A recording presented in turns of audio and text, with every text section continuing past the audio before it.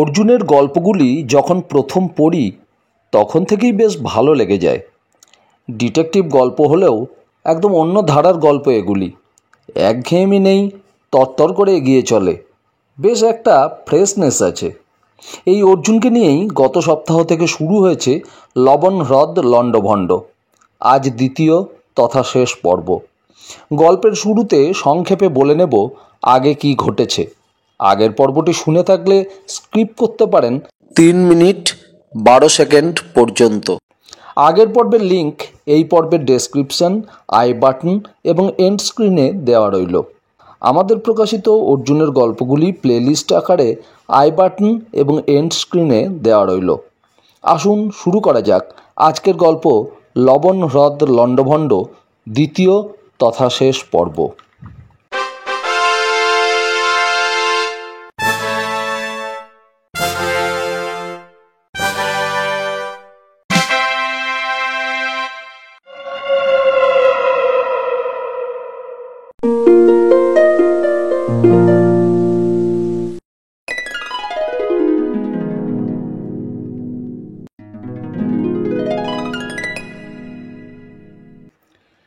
আগে যা ঘটেছে, ডক্টর পত্রনবিশ শব্দ নিয়ে গবেষণা করছেন। মহাকাশের নানান শব্দমালা একত্রিত করে তার সাহায্যে মানব শরীরের বিভিন্ন অপ্রয়োজনীয় কোষপুঞ্জকে ধ্বংস করে চিকিৎসা বিজ্ঞানে বিপ্লব আনতে চান তিনি। তাঁর এই গবেষণা চলাকালীন হঠাৎই এক শিম্পাঞ্জি ঢুকে পড়ে তাঁর গবেষণাগারে, যে নাকি কয়েকটা দোকান থেকে এর আগে কিছু মালপত্র সরিয়েছে। তার দাপাদাপিতে তাঁর যন্ত্র উল্টে পড়ে তাঁর পোষ্য মেয়র গলার ওপর, যে শব্দ করতে পারে না, বোবা। কিন্তু এই দুর্ঘটনায় হঠাৎই মেয় স্বর ফিরে পায়, কিন্তু তার যমজ ষাঁড় বোবা হয়েই রয়ে যায়। এদিকে ডক্টর পত্রনবিশের গবেষণার কথা জানতে পেরে কেউ বা কারা তাকে অর্থ সাহায্য করতে চায়, কিন্তু নিজের পরিচয় দেয় না। এমতো অবস্থায় ডক্টর পত্রনবিশের সন্দেহ হয় কেউ বা কারা তার গবেষণাপত্র চুরি করতে চায়। তার মনে সন্দেহ উকি দেয় শিম্পাঞ্জিটাকে সেই উদ্দেশ্যেই পাঠানো হয়েছিল। এমতো অবস্থায় ডক্টর পত্রনবিশ অমল সোমকে সবটা লিখে জানালে তিনি অর্জুনকে পাঠান ডক্টর পত্রনবিশের কাছে। অর্জুন সল্টলেকের রাস্তায় বেড়াতে বেরিয়ে পরিচিত হয় এক সাসপিসিয়াস ফটোগ্রাফার এবং পাশের পাড়ার এক বয়স্ক ভদ্রলোকের সাথে। অর্জুনের সামনেই ডক্টর পত্রনবিশের বাড়িতে আবার ফোন কল আসে তাঁর গবেষণায় আর্থিক সাহায্য দেওয়ার প্রস্তাব দিয়ে। ডক্টর পত্রনবিশ তাঁর ফোন নম্বর চাইলে ফোন কেটে যায়, কিন্তু এই কলটি ট্রেস করা হচ্ছিল লোকাল থানার ওসি অবনীমোহনের নির্দেশ মতো। এরপর অবনীমোহন বেশ জোরের সঙ্গে বললেন, যদি কেউ ফালতু রসিকতা করে থাকে তাহলে তাকে শিক্ষা পেতে হবে। আর তখনই টেলিফোনটা শব্দ তুলল। অবনীমোহন খপ করে রিসিভার তুলে জিজ্ঞাসা করলেন, হ্যালো, ও বক্সি, পেয়েছ? কি? মাই গড, ঠিক আছে, রাখছি। রিসিভার রেখে রুমালে মুখ মুছলেন অবনীমোহন। অর্জুন জিজ্ঞেস করল, কি ব্যাপার? অতি ধড়িবাজ লোক একটা পাবলিক বুথ থেকে পয়সা ফেলে ফোন করেছে। এসটিডি আইএসটি বুথ হলেও ট্র্যাক করা যেত। সল্টলেকের কোনো টেলিফোন বুথ? না, লিন্ডসে স্ট্রিটের। ওখানে কাউকে পাঠিয়ে আর কোনো কাজ হবে না। লিন্ডসে স্ট্রিটের নামটা শুনেছিল অর্জুন, কিন্তু এলাকাটা তার জানা নেই। সেটা জিজ্ঞেস করতে অবনীমোহন বুঝিয়ে দিলেন। সেটা শোনার পর অর্জুন বলল, যদি বিদেশি কেউ হয় তাহলে তার ওই পাড়াতেই থাকা উচিত। কিন্তু আপনার কি মনে হয় যার সঙ্গে কথা বলেছেন সেই লোকটা কি বিদেশি? বিদেশি হতে পারে, তবে ইংরেজ নয়, আবার আমেরিকানও নয়। অবনীমোহন এ নিয়ে আর মাথা ঘামাতে চাইলেন না। তাকে এখন অন্য একটি তদন্তে যেতে হবে। তিনি চলে যাওয়ার পর গঙ্গাপদ জানালো রাতের খাবার দেয়া হয়েছে। ঘড়িতে এখন মাত্র 9টা। এত তাড়াতাড়ি জলপাইগুড়িতে খাওয়ার কথা চিন্তাও করে না অর্জুন, কিন্তু ডক্টর পত্রনবিশ তার নিজস্ব রুটিন মেনে চলতেই পছন্দ করেন। অতএব অর্জুনকে তাঁর সঙ্গে বসতে হলো। গঙ্গাপদ মন্দ রান্না করে না। খাওয়া শেষ করে ডক্টর চলে গেলেন তাঁর গবেষণাগারে। আজ আকাশ নির্মেঘ।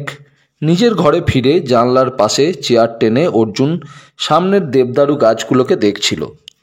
অত ওপরে রাস্তার আলো না পৌঁছনোয় অন্ধকার জাঁকিয়ে রয়েছে গাছগুলোর মাথায় মাথায়। না, আজকের দিনটা বৃথাই গেল। ব্যাপারটা এমন সাধারণ যে কোনো সূত্র পাওয়া যাচ্ছে না এগিয়ে যাওয়ার। ওরাংওটাংটার এ বাড়িতে ঢোকা, মন্মথ দত্তর উপস্থিতি যে তাকে উদ্ধার করার জন্যে তা প্রমাণ করা যাবে না। ডক্টর পত্রনবিশ যদি ঘরের দরজা না খুলতেন তাহলে ওরাংওটাংটা পালাবার সুযোগই পেত না। সেক্ষেত্রে মন্মথ দত্ত কী করে তাকে উদ্ধার করত? আর প্রাণীটি মন্মথ দত্তর হলে ঘর থেকে বেরিয়ে ও মন্মথর কাছেই আশ্রয় নিত। আচ্ছা, ঘটনাটা তো এমনও হতে পারে ওরাংওটাং এবং মন্মথ দত্তর আশা দুটো সম্পূর্ণ বিচ্ছিন্ন ঘটনা। হ্যাঁ, টেলিফোন যে করেছে সে নিজেকে রহস্যের আড়ালে রেখেছে, কিন্তু রহস্য মানেই অপরাধ নয়। এক্ষেত্রে অবনীমোহন যা বলেছেন সেটা সত্যিই মনে হচ্ছে।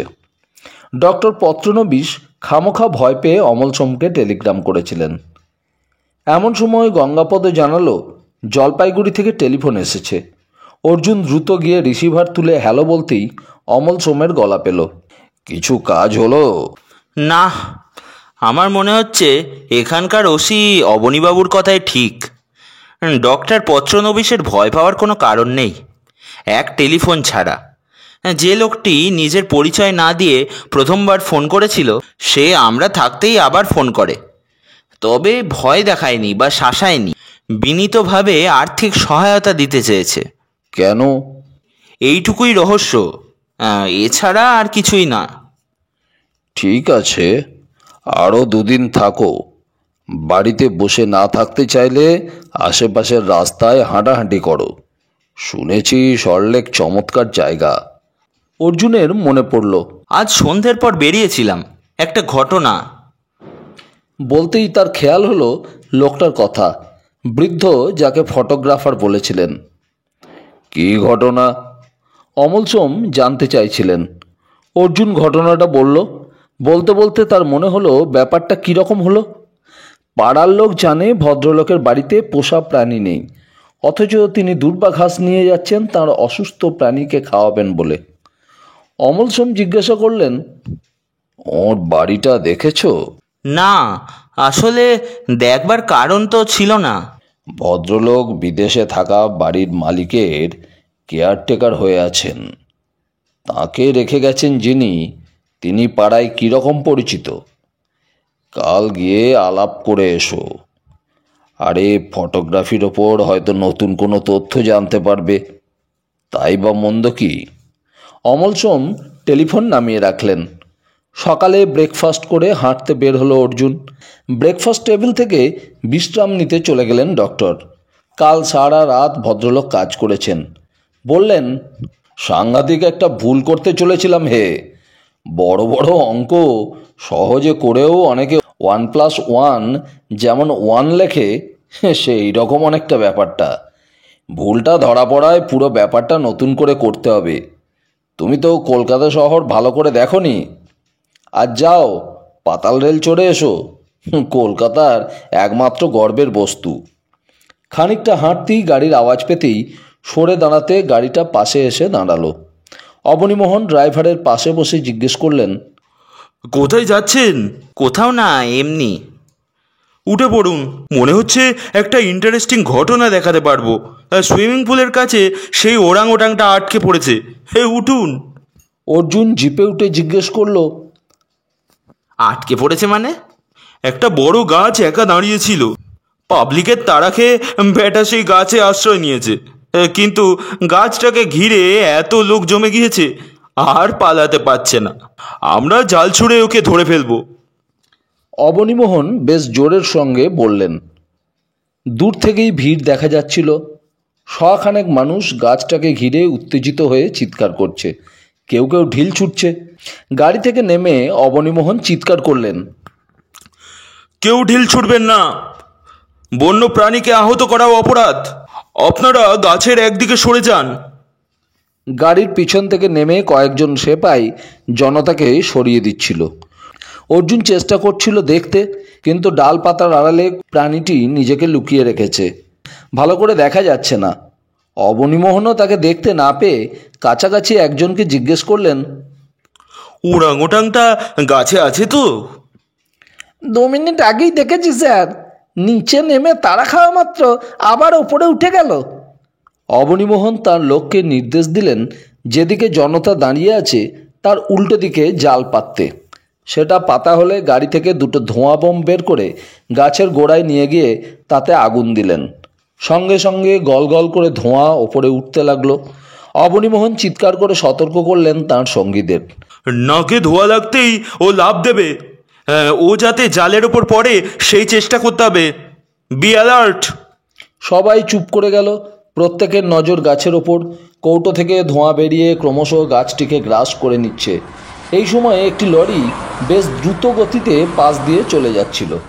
সামনে লোক পড়ায় ড্রাইভার ব্রেক কষতে বাধ্য হলো। লোকটি সরে যাওয়া মাত্র লরি যখন চলতে শুরু করেছে তখনই ওপর থেকে ওরাংওটাংটা লাফিয়ে নেমে পড়ল লরির 4 দেওয়ালের মধ্যে। হৈ হৈ চিৎকারের দাপটে সম্ভবত ঘাবড়ে গিয়েই ট্রাক ড্রাইভার স্পিড বাড়ালো। লোকজন পিছনে ধাওয়া করতে না করতেই সেটা উধাও। অবনীমোহন তাঁর গাড়ির দিকে ছুটলেন। ট্রাকটাকে ধরতে হবে, ওর মধ্যেই আছে প্রাণীটি। যত দ্রুত সম্ভব গাড়ি চালু করে পুলিশের ড্রাইভার অনুসরণ শুরু করতেই একটু থিতিয়ে গেল। রাস্তা শুনশান, কোনো লরি বা ট্রাকের টিকিটিও দেখা যাচ্ছে না। সে দুর্বল গলায় জিজ্ঞেস করলো, কোন দিকে যাবো স্যার? বাঁদিকে। বাঁদিকে বাঁক নিয়েছিল, আমি দেখেছি। মিনিট 5 এগিয়েও যখন ওরাংওটাংটাকে পাওয়া গেল না তখন অবনীমোহনের আফসোস শুরু হলো। হাতের মুঠোয় পেয়েও ধরতে পারলাম না। ঠিক সময়ে ট্রাকটা এসে গেল গাছটার ওপাশে। Bad luck. ব্যাপারটা এত দ্রুত ঘটে গেল যে হিন্দি ছবিকেও হার মানায়। হিন্দি ছবির হিরোর মতো কাণ্ড করলো ওরাংওটাংটা। অর্জুন হেসে ফেলল। হাসছেন যে? প্রাণীটি কিন্তু বেশ বুদ্ধিমান। অদ্ভুত শব্দ ছিটকে এলো অবনীবাবুর গলা থেকে। ছুটন্ত গাড়িতে বসে বাঁ দিকে তাকাতেই আর একটা রাস্তার পাশে যেন এক ঝলক কিছু দেখতে পেল অর্জুন। সঙ্গে সঙ্গে গাড়ি থামাতে বলল সে। ড্রাইভার ব্রেক কষতে সে বলল, ব্যাক করে নিয়ে যান তো ওই গলি পর্যন্ত। অবনীবাবু জিজ্ঞেস করলেন, কি ব্যাপার? এক ঝলক দেখেছি, আর একবার দেখি। গাড়ি পিছিয়ে নিয়ে যেতে গলির মধ্যে লরিটাকে স্পষ্ট দেখা গেল। উত্তেজিত অবনীমোহন ড্রাইভারকে নির্দেশ দিতেই সে গাড়ি নিয়ে পৌঁছে গেল লক্ষ্যে। লরিতে কেউ নেই, ওরাংওটাংটার থাকার কথা নয়, ড্রাইভার খালাসিও নেই, অথচ লরিতে বালি বোঝাই করা হয়েছে। আশেপাশের ছাড়া ছাড়া বাড়িগুলোর দরজা জানলা বন্ধ। কাছাকাছি বাড়িটির দরজার বেল টিপে অবনীমোহন আবিষ্কার করলেন যে সেখানে একজন বৃদ্ধা থাকেন। পুত্র এবং পুত্রবধূ চাকরি করতে বেরিয়ে গিয়েছে। বৃদ্ধা কিছুই দেখেননি, কারণ তিনি শুয়েছিলেন। অবনীমোহন ফিরে এসে বললেন, এখানে ট্রাকটা পড়ে আছে কেন? অর্জুন বলল, যে বালি সাপ্লাই দিতে যাচ্ছিল সে ইচ্ছে করে এখানে ফেলে রেখে যাবে না। যে রেখে গিয়েছে সে লরির চাবিও নিয়ে যায়নি। তাই নাকি? স্ট্রেঞ্জ। আপনি নিশ্চয়ই থানায় গেলে কমপ্লেন পাবেন। কারো লরি ছিনতাই হয়েছে, আর যে ছিনতাই করেছে সে ওরাংওটাংটাকে বাঁচাবার জন্যই করেছে। তার মানে আমাদের চোখের সামনে ওরাংওটাংটাকে রেস্কিউ করে হাওয়া হয়ে গিয়েছে ওর মালিক। এ তো সিনেমার মতো ব্যাপার। অবনীমোহন যেন বিশ্বাস করতে পারছিলেন না। তাছাড়া এখান থেকে যাবে কোথায়? একটা লোক ওরাংওটাং নিয়ে হেঁটে যাচ্ছে, দেখলে সবাই তো কৌতূহলী হবে।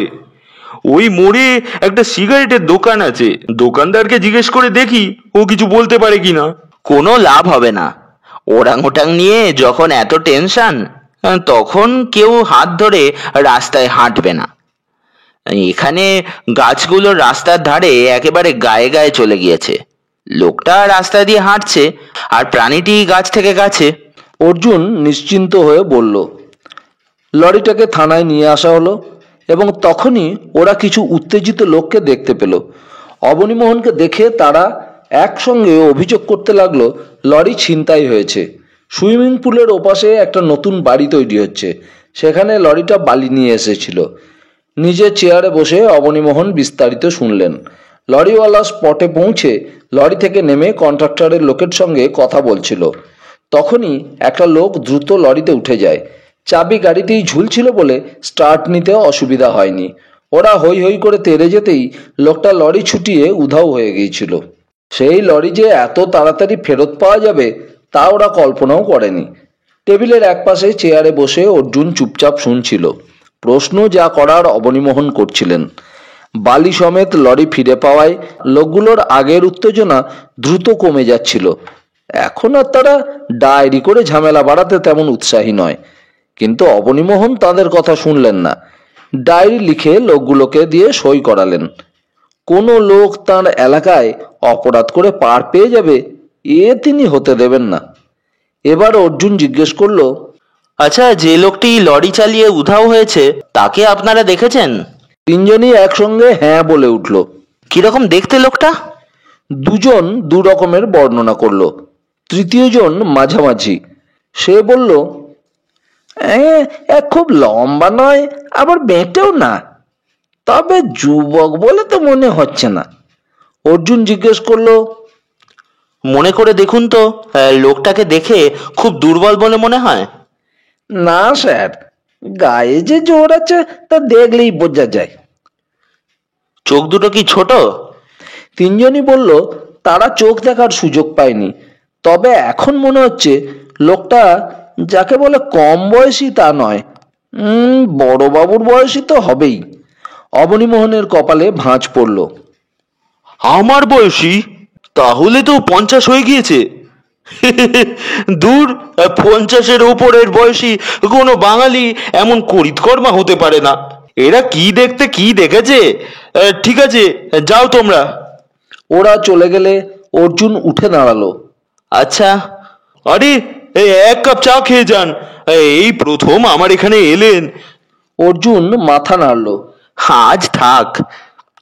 একটা কথা, আপনি তো লোকটাকে দেখেননি, তাহলে চোখ ছোট কিনা জিজ্ঞেস করলেন কেন? এইটে আপনার মাথায় কেন এলো? কোনো কারণ নেই, একটা কিছু বৈশিষ্ট্য খুঁজতে চেয়েছিলাম তাই।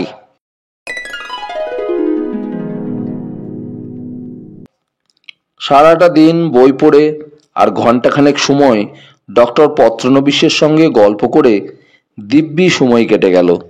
ভদ্রলোক তার গবেষণার বিষয় ছাড়া পৃথিবীর অন্য কোনো খবরে যেমন আকৃষ্ট নন, তেমনি কথা বলতে গেলেও নিজের বিষয় চলে আসে তাঁর ঠোঁটে। শুনতে শুনতে অর্জুনের মনে হচ্ছিল, সত্যি আমরা কিছুই জানি না। সমুদ্রের নিচে জলের তলায় প্রতিনিয়ত কত কি সংঘর্ষ হচ্ছে।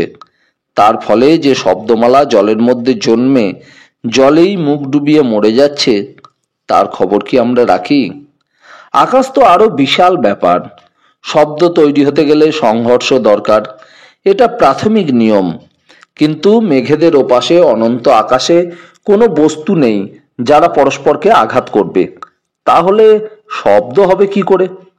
যেখানে বাতাস নেই সেখানে? একেবারে অজ্ঞ গলায় এই প্রশ্নটি সে ডক্টর পত্রনবিশকে করেছিল। ডক্টর পত্রনবিশ বলেছিলেন, বস্তু নেই কে বলল? এত গ্রহ উপগ্রহ নক্ষত্র মহাকাশের সংসারে ভেসে বেড়াচ্ছে, তারা কি করতে আছে? অর্জুন বলেছিল, তারা তো আর প্রতিনিয়ত পরস্পরকে আঘাত করছে না। ডক্টর হাসলেন। যা করছে তার অনুরণন দীর্ঘকাল ধরে অনুরণিত হয়ে চলেছে, যার খবর পৃথিবীর মানুষের কাছে অজানা। আর প্রতিনিয়ত যে হচ্ছে না তাই বা জানছি কি করে? আজ রাত্রে আমার গবেষণা ঘরে তুমি একবার এসো। গতকাল আমি এক শব্দ পেয়েছি, খুবই ক্ষীণ, সেটা তোমাকে শোনাবো।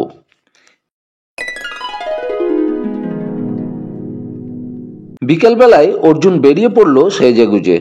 ডক্টর পত্রনবিশের কথা তার মাথায় পাক খাচ্ছিল। আমরা যেটা বুঝি না সেটাকে অস্তিত্বহীন ভাবলে খুশি হই, অথবা আমাদের জাগতিক ধ্যান ধারণা থেকে যা সত্যি বলে মনে হয় তার বাইরের কোনো কিছুর অস্তিত্বকে স্বীকার করতে চাই না। আবার একদল আছেন যারা জোর করে অস্তিত্বহীনকে স্থায়ী প্রমাণ করতে মরিয়া হয়ে ওঠেন। লোকে যা বলে উল্টোটা ভাবাই তাঁদের নেশা। ডক্টর পত্রনবিশকে এদের দলে ফেলতে ইচ্ছা করছে না। ভূত নেই তা আমরা সবাই জানি, কিন্তু পৃথিবীর অনেক শিক্ষিত মানুষও ভূতে বিশ্বাস করেন। তাঁরা প্রমাণ করার চেষ্টাও করেছেন। তেমন পরিস্থিতিতে সবল মানুষও ভীত হন। মনের ডাক্তাররা বলবেন, মানুষের মনে সব সময় যে আতঙ্ক সুপ্ত থাকে, ভৌতিক পরিবেশ তাকে উস্কে দেয়। এই ব্যাখ্যা আবার অনেকে মানতে চান না। বস্তুত ব্যাখ্যা করে কি কারো বিশ্বাস অর্জন করা যায়? পৃথিবীর সবচেয়ে দীর্ঘজীবী প্রাণীদের মধ্যে অন্যতম হলো কচ্ছপ। তারা সমুদ্রে থাকে। যখন তাদের ডিম পাড়ার সময় হয়, তখন তারা জল ছেড়ে তীরে উঠে আসে। কেন? কে শিখিয়েছে তাদের? জলে ডিম পারলে তা অন্য মাছ খেয়ে নেবে, নষ্ট হয়ে যাবে। বালিতে উঠে এসে তারা কেন বালি খুঁড়ে গর্ত করে? কে বলে দিয়েছে বালির ওপর ডিম পারলে পাখিরা খেয়ে নেবে? সেই গর্তে ডিম পেড়ে তারা বমি করে অনেকটা, তারপর বালি চাপা দিয়ে আবার ফিরে যায় জলে। বালির উত্তাপে ডিম ফেটে বাচ্চা বেরিয়ে প্রথম কয়েকদিন ওই বমি খেয়ে বালির তলায় বেঁচে থাকে। তারপর একটু শক্ত হলে বালি ফুঁড়ে বেরিয়ে জলে নামে। ডিম থেকে বাচ্চা বের হলে তাদের খাদ্যের প্রয়োজন হবে। এটা মা কচ্ছপ জানলো কি করে? তার তো কোনো অভিজ্ঞতা নেই, কেউ শেখায়নি। আবার বালি ফুঁড়ে বেরিয়ে বাচ্চা কচ্ছপ মাটির দিকে না এগিয়ে জলের দিকে হাঁটে কেন? কোন যুক্তিতে? জীববিজ্ঞানীরা এর ব্যাখ্যায় যে শব্দটি ব্যবহার করেন তা হলো ইনস্টিংক্ট। যুক্তি যখন ধারালো নয়, তখন ওই শব্দটির নির্বাচন চমৎকার আড়াল তৈরি করতে পারে। একটা কচ্ছপের এই আচরণের কৈফিয়ত যখন আমরা ঠিকঠাক দিতে পারি না, তখন ডক্টর পত্রনবিশের গবেষণা নিয়ে মাথা ঘামানোর অধিকার তার নেই। উনি যদি সফল হন, তাহলে এর ব্যাখ্যা পাওয়া যাবে। ততদিন অপেক্ষা করাই ভালো। অর্জুন যখন হেঁটে গতকালের ফুচকাওয়ালার কাছে পৌঁছালো, তখন সন্ধে হয়ে গেছে। দুটো বাচ্চাকে নিয়ে একজন মহিলা ফুচকা খাচ্ছিলেন। গত সন্ধ্যের বৃদ্ধকে সে দেখতে পেল না। কিছুক্ষণ দাঁড়ানোর পর ফুচকাওয়ালা হাতের কাজ শেষ করে জিজ্ঞেস করলো, দেব বাবু? অর্জুন মাথা নেড়ে না বলল। তারপর জিজ্ঞেস করলো, গতকাল আমি এখানে এসে একজন বুড়ো মানুষের সঙ্গে কথা বলছিলাম, মনে আছে? লোকটা সামান্য ভেবে বলল, হ্যাঁ, ওই মোড়ের বাড়ির বাবু। উনি তো রোজ তোমার ফুচকা খেতে আসেন, আজ আসেননি? আগে না। আসার সময় তো যায়নি, তাই না? না বাবু, রোজ বিকেলে হাঁটতে যাওয়ার আগে উনি বলে যান ওর জন্যে আলাদা মশলা বানাতে, ফিরে যাওয়ার সময় খান। কিন্তু আজ তিনি আসেননি। বোধহয় তেনার শরীর ভালো নেই। বুড়ো মানুষ তো। ওর সঙ্গে আমার একটু দরকার ছিল। যে কোন বাড়িতে থাকেন তা বলতে পারো? ফুচকাওয়ালা একটু এগিয়ে এসে আঙুল তুলে দেখালো। রাস্তাটা যেখানে বাঁক নিয়েছে তার বাঁ দিকের হলুদ বাড়িটায় বৃদ্ধ থাকেন বলে সে জানালো। অর্জুন একটু রোমাঞ্চিত হলো। ওই পথে সেই ফটোগ্রাফার ভদ্রলোক হেঁটে গিয়েছিল দূর্বাঘাস নিয়ে। দুপাশের বাড়িগুলো নিঝুম, ভেতরে আলো জ্বললেও জানলা দরজা সব বন্ধ। ডক্টর পত্রনবিশ বলছিলেন, সল্টলেকের বাসিন্দাদের প্রধান শত্রুদের অন্যতম হলো মশা এবং চোর। এক পাশের খাল আর অন্য পাশের জলাভূমি থেকে জন্মমাত্র হাজার হাজার মশা সল্টলেকের বাসিন্দাদের ওপর ঝাঁপিয়ে পড়ে। আর সন্ধ্যের পরে তো বটেই, এমনকি দিন দুপুরে একতলা, কখনো দোতলার জানলা খোলা পেলে ছিঁচকে চোরের দল সরু কাঠি ঢুকিয়ে জিনিসপত্র জামাকাপড় নিয়ে চলে যায়। এই দুই দুর্বৃত্তের হাত থেকে বাঁচবার জন্য প্রতিটি বাড়ির জানলা দরজা বন্ধ রাখা হয়। অর্জুন দেখল এর ফলে এত সুন্দর সাজানো উপনগরীর কোথাও কোনো প্রাণের স্পন্দন নেই। ডান দিকের মোড় ঘোরার সময় দাঁড়িয়ে গেল অর্জুন। হলুদ বাড়িটার জানলা দরজা বন্ধ। গেটের গায়ে লেখা আছে কমলাপতি মুখোপাধ্যায়, সন্ধ্যারানী মুখোপাধ্যায়। তাহলে কি বৃদ্ধের নাম কমলাপতি? সে এগিয়ে গিয়ে গেট খুলে ভিতরে ঢুকে দরজার পাশে বেলের বোতামে চাপ দিল। অর্জুন চারপাশে তাকালো, কোনো মানুষ নেই। সে যে একটি বাড়িতে আগন্তুক তা কেউ লক্ষ্য করছে না। দ্বিতীয়বার চাপ দেওয়ার পর দরজা সামান্য ফাঁক হলো। ভেতরে চেন আটকানো রয়েছে, জোর করলেও খুলবে না, কিন্তু 1 ইঞ্চিটা ফাঁক থাকবে। সেই ফাঁকের ভেতর থেকে একজন মহিলা প্রশ্ন করলেন, কি চাই? ঘরের হালকা আলোয় কিছুই দেখা যাচ্ছে না। কমলাপতি বাবু আছেন? ওর শরীর খারাপ। ও, কিছু দরকার আছে? কোত্থেকে আসছেন? বলুন, কাল সন্ধেবেলা ওর সঙ্গে আমার পরিচয় হয়েছিল। ডক্টর হালদারের বাড়িতে যে ফটোগ্রাফার আছেন তাকে নিয়ে কথা হয়েছিল। আমার নাম অর্জুন। যদি একটু দেখা করেন তাহলে খুব খুশি হব। জবাব না দিয়ে মহিলা চলে গেলেন। মিনিট 2 পরে ঘরে বড় আলো জ্বলল। মহিলাই দরজা খুলে বললেন, বসুন। অর্জুন ঘরে ঢুকলো। নিপাট ভদ্রলোকের ড্রয়িং রুম। মহিলাটি যে বাড়িতে কাজ করেন তা সে অনুমান করল। একটা ছোট সোফায় বসলো অর্জুন। মহিলা দরজা বন্ধ করে চলে গেলেন ভেতরে, এবং তখনই সেই বৃদ্ধ দরজায় এসে দাঁড়ালেন। কে? ও হ্যাঁ, দেখেছি মনে হচ্ছে। কালকেই তো পার্কে দেখা হলো, তাই না? বৃদ্ধ অনাবশ্যক জোরে কথাগুলো বললেন। অর্জুন ঘাড় নাড়ল, কিন্তু সে আপত্তি জানাবার আগেই বৃদ্ধ বললেন, তা পার্কে যখন কথা হলো তখন তো বলনি যে বাড়িতে আসবে। কি দরকার বলো? আমার শরীরটা আজ ভালো নেই। বৃদ্ধ ধীরে ধীরে উল্টো দিকের সোফার ওপর এসে বসলেন।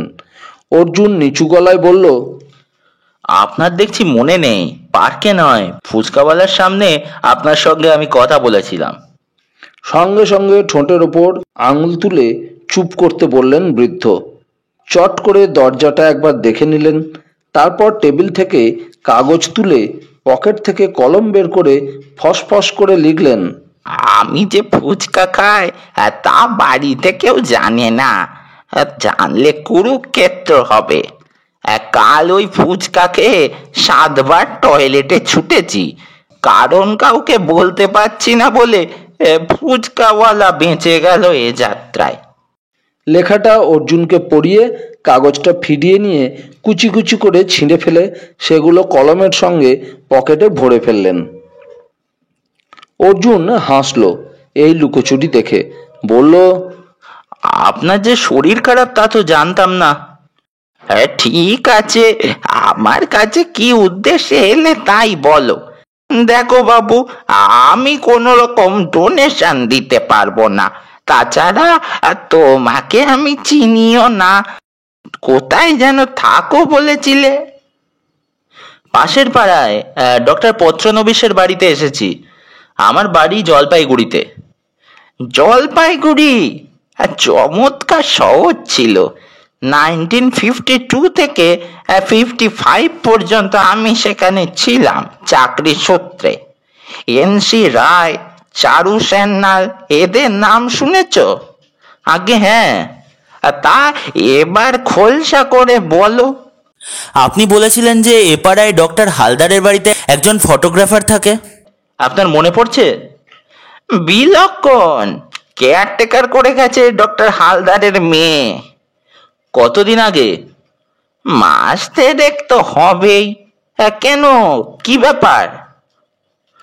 উনি যে ফটোগ্রাফার তা আপনি জানলেন কি করে? প্রায় ক্যামেরা কাঁধে নিয়ে বেরোতে দেখি। আমার শোয়ার ঘর থেকে সদর দরজা স্পষ্ট দেখা যায়। আপনার সঙ্গে আলাপ নেই? আলাপ বলতে যা বোঝায় তা নেই। 1-2 বার যেচে কথা বলে দেখেছি, কিন্তু তিনি মুখ খোলেননি। আর কে আছে ওই বাড়িতে? ভদ্রলোক তো একাই যাওয়া আসা করেন। বাড়িতে কাজের লোক রাখেননি। হয়তো বিদেশে ছিলেন বলে নিজের কাজ নিজেই করে নেন। কিন্তু ভাই, তুমি ওর সম্পর্কে এত ইন্টারেস্টেড কেন? এই দুর্বাঘাসই আমাকে সমস্যায় ফেলেছে। দুর্বাঘাস? ঠিক বুঝলাম না তো। আপনি বলেছিলেন ও বাড়িতে কোনো পোষ্য প্রাণী নেই, অথচ ভদ্রলোক তার পোষা প্রাণীর জন্য পার্ক থেকে দুর্বাঘাস তুলে নিয়ে গেছেন। তাতে তোমার কি? আরে সল্ট লেকের নিয়ম হলো কেউ কারো ব্যাপারে নাক না গলানো। আর তুমি কি করো? প্রশ্ন করার সময় কমলাপতিবাবু সোজা হয়ে বসলেন হঠাৎই। আমি সত্য সন্ধান করি। সত্য সন্ধান? তার মানে গোয়েন্দাগিরি? একটু দাঁড়াও, ফুচকার রিয়াকশন, আমি এক্ষুনি ঘুরে আসছি। প্রায় বিদ্যুৎ বেগে ভদ্রলোক ঘর ছেড়ে চলে গেলেন। জানলা বন্ধ। অর্জুনের খুব ইচ্ছে হচ্ছিল বাড়িটাকে ভালো করে দেখতে, কিন্তু তার পক্ষে এখনই উঠে যাওয়া সম্ভব নয়। কমলাপতিবাবু ফিরে এলেন মিনিট 5 বাদে। এখন তাকে বেশ হালকা দেখাচ্ছে। এসে বললেন, এত কম বয়সের গোয়েন্দা তো দেখা যায় না। কার্ড আছে? অর্জুন সদ্য করানো কার্ড পার্স থেকে বের করে দিল। সেটা ভালো করে পড়ে কমলাপতিবাবু বললেন, তুমি করেছো কি হে?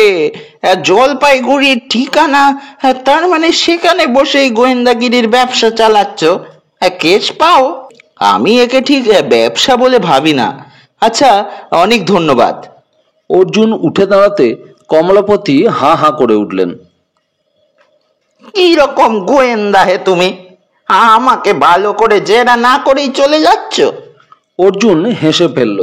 আপনার এ ব্যাপারে কিছু বলার আছে? অবশ্যই। তুমি ওই ফটোগ্রাফারকে কোনো কারণে সন্দেহ করেছো। নিশ্চয়ই বেটা কোনো অপরাধের সঙ্গে যুক্ত। আমি তখনই ভেবেছিলাম ওইভাবে একা একা থাকার পিছনে নিশ্চয়ই কোনো কারণ আছে। আমার কাছে ডক্টর হালদারের ছেলের টেলিফোন নাম্বার আছে। তাকে ফোন করলেই লোকটার সম্পর্কে জানা যাবে। উনি থাকেন কোথায়? নিউ জার্সি, আমেরিকায়। ছেলের সঙ্গে ও দেশে যাওয়ার আগে ওর মা আমাদের বাড়িতে এসেছিলেন। তখনই ঠিকানা আর নাম্বার দিয়ে যান। ফোন করবে? করলে তো ভালো হয়। কমলাপতি বললেন, বেশ, তাহলে ওপরে চলো। নিচের লাইনটা একটু গোলমাল করছে। তারপর গলা নামিয়ে বললেন, আমার স্ত্রীকে খবরদার ওই ফুচকার কথাটা বলো না। ঠিক আছে, কিন্তু বিদেশে ফোন করার খরচ তো অনেক। ছাড়ো তো, এ বয়সে জীবন আলুনি হয়ে যাচ্ছে। রোজ রোজ তো আর এমন উত্তেজনার সুযোগ পাওয়া যায় না। চলো। অগত্যা কমলাপতিকে অনুসরণ করলো অর্জুন। তার কার্ড দেখার পর থেকেই ভদ্রলোকের ব্যবহার পাল্টে গিয়েছে, এটা স্পষ্ট। দোতলায় উঠে ভদ্রলোক ডাকলেন, ওগো, শুনছো? একটু বেরিয়ে এসো। প্রায় সঙ্গে সঙ্গে এক বৃদ্ধা দরজায় এসে দাঁড়ালেন। কম বয়সে যে তিনি অত্যন্ত সুন্দরী ছিলেন তা এখনো বোঝা যায়। কমলাপতি পরিচয় করিয়ে দিলেন। এই ছোকরার নাম অর্জুন, জলপাইগুড়িতে থাকে। ডক্টর চারু সান্যালকে চেনে। কি করে জানো? বৃদ্ধা নীরবে ঘাড় নাড়লেন। সত্য সন্ধান, হা হা হা। ইংরেজিতে যাকে বলে ডিটেকটিভ, এ হলো সেই। বৃদ্ধা বললেন, বাহ, ভালোই হলো। আমি ভাবছিলাম কোনো কারণ ছাড়াই মাঝে মাঝে তোমার পেট কেন খারাপ হয় তা খুঁজে বের করতে আমি ডিটেকটিভ লাগাবো। কমলাপতি আচমকা গম্ভীর হয়ে গিয়ে বললেন, এসো অর্জুন, এই ঘরে। ঘরে ঢুকে বোঝা গেল এটা একটা বেডরুম, কিন্তু সেই কাজে ব্যবহৃত হয় না। টেবিলের ওপর ফোনের পাশে থাকা একটা ডায়েরি খুললেন কমলাপতি। অর্জুন জিজ্ঞেস করলো, এদিকে জানলাটা একটু খুলতে পারি? জানালা? এই মশা ঢুকবে যে। অবশ্য এখন সন্ধে পেরিয়ে গেছে। খোলো। অর্জুন জানলা খুলল। সামনেই রাস্তা, রাস্তার ওপাশে লম্বা দেবদারু গাছের সারি। উল্টো দিকের বাড়িটা সেই গাছের আড়ালে অনেকটাই চাপা পড়ে গিয়েছে। শুধু দেখা যাচ্ছে দোতলায় আলো জ্বলছে। তার একটি জানলা খোলা, অর্থাৎ ফটোগ্রাফার বাড়িতে আছে। বাড়ির একতলা অন্ধকার এবং সদর দরজা বন্ধ। বিদেশের নাম্বার ডায়াল করা বড় ঝকমারি, আঙুলে ব্যথা হয়ে যায়। আচ্ছা, ও এখন ওদের সময়টা কি? সকাল হয়ে গিয়েছে নিশ্চয়। নিজের মনেই কথা বলতে বলতে কমলাপতি বলে উঠলেন, হ্যালো, হ্যাঁ, মিসেস হালদার আছেন? ও, আপনি ওর ছেলে? আমি কমলাপতি মুখুজ্জে বলছি। সল্ট লেকে আপনাদের উল্টো দিকে বাড়ি, চিনতে পারছেন? গুড। আচ্ছা, আপনার বাড়িতে যিনি কেয়ারটেকার হিসেবে আছেন তাকে চেনেন ভালো করে? কি, আপনি জানেন না কেউ এখানে কেয়ারটেকার হিসেবে আছে কিনা? আরে, আপনার বোনই তো কদিন আগেই রেখে গিয়েছেন। আপনার বোন বলেননি? তাকে জিজ্ঞেস করুন। আমার নাম্বার আপনার মায়ের কাছে আছে, জেনে আমাকে জানালে খুব খুশি হতুম। একটু সমস্যা হয়েছে, রাখছি। ঝপ করে টেলিফোন নামিয়ে রেখে কমলাপতি চোখ বড় করলেন। বোন দাদাকে না বলেই লোকটাকে পাঠিয়ে দিয়েছে এখানে, তাই কি রকম বিল উঠবে বলো তো? আচমকা প্রসঙ্গ পাল্টাতে হেসে ফেলল অর্জুন। আমার ধারণা নেই। যাকগে, এখন কি করা যায়? আচ্ছা, লোকটাকে গিয়ে চার্জ করব। কি ব্যাপারে? ওর আইডেন্টিটি। উনি যা বলবেন তাই আপনাকে মেনে নিতে হবে। তারপর? এই সময় কাজের লোকটি এক কাপ চা নিয়ে এলো। কমলাপতি বললেন, উনি তোমাকে ঘুষ দিচ্ছেন, আর চা খাও, কিন্তু ওর কেসটা হাতে নিও না। চা খাওয়ার ইচ্ছে ছিল না, কিন্তু খেতে হলো। আর তখনই টেলিফোন বেজে উঠল। রিসিভার তুলে হ্যালো বলে কমলাপতি গলা শুনে ইশারায় বোঝালেন বিদেশের ফোন। বললেন, হ্যাঁ, আপনার বোন বললেন যে তিনিই রেখে গিয়েছেন। ও, তার পরিচিত, ওয়াশিংটনে থাকেন। ও, ফোনে এর মধ্যে কথা হয়ে গেল? না না, ওকে টেলিফোন করার দরকার নেই। সমস্যাটা হলো, এ পাড়ার দেখাশোনা করার জন্য যে কমিটি তৈরি হচ্ছে, তাতে আপনাদের তরফে ওকে নেওয়া যায় কিনা তাই নিয়ে সমস্যায় পড়েছি সবাই। নেব না? ও, বেশি দিন থাকবেন না? আচ্ছা। রিসিভার নামিয়ে হাসলেন কমলাপতি। যৌবনে কলেজে নাটকে অভিনয় করতাম, সেই অভিজ্ঞতাটা চালিয়ে কিরকম ম্যানেজ করলাম দেখলে? বেশি দিন থাকবে না। নতুন কোনো ঘটনা ঘটলে কমলাপতিকে জানিয়ে দেবে, এই প্রতিশ্রুতি দিয়ে ফিরে এলো অর্জুন। গঙ্গাপদ বলল, ডক্টর পত্রনবিশ গবেষণা ঘরে ঢুকেছে। আজ তিনি রাত্রে নামবেন না, অর্জুনকে খেয়ে নিতে বলেছেন। রাত্রে একা একা খেতে খেতে অর্জুন পুরো ব্যাপারটা ভালো করে ভাবল। সে এখানে এসে যে জায়গায় ছিল তার থেকে এক পাও এগোতে পারেনি। ওই তথাকথিত ফটোগ্রাফারকে নিয়ে সে অনর্থক মাথা ঘামাচ্ছে। ডক্টর হালদারের মেয়ে যখন তাকে চেনেন, তখন আর রহস্যের কিছু নেই। গঙ্গাপদ খাবার দেওয়ার সময় টেলিফোন বাজলো। সে রিসিভার তুলে দুবার হ্যালো বলে কাছে এসে জানালো, আগে সেই সাহেব বোধহয় বাবুর নাম বলছে, কিন্তু বাবু তো আজ রাত্রে তাকে ডাকতে নিষেধ করেছেন। আপনি একটু বলে দিন না বাবু। অর্জুন রিসিভার তুলে ইংরাজিতে জিজ্ঞেস করলো, হু আর ইউ স্পিকিং? কাটা কাটা গলায় জবাব এলো, আমি ডক্টরের হিতৈষী। আপনি কে বলছেন? আমি ডক্টর পত্রনবেশের সেক্রেটারি। উনি এখন ল্যাবরেটরিতে আছেন। যদি কিছু বলার থাকে তাহলে আমাকে বলতে পারেন।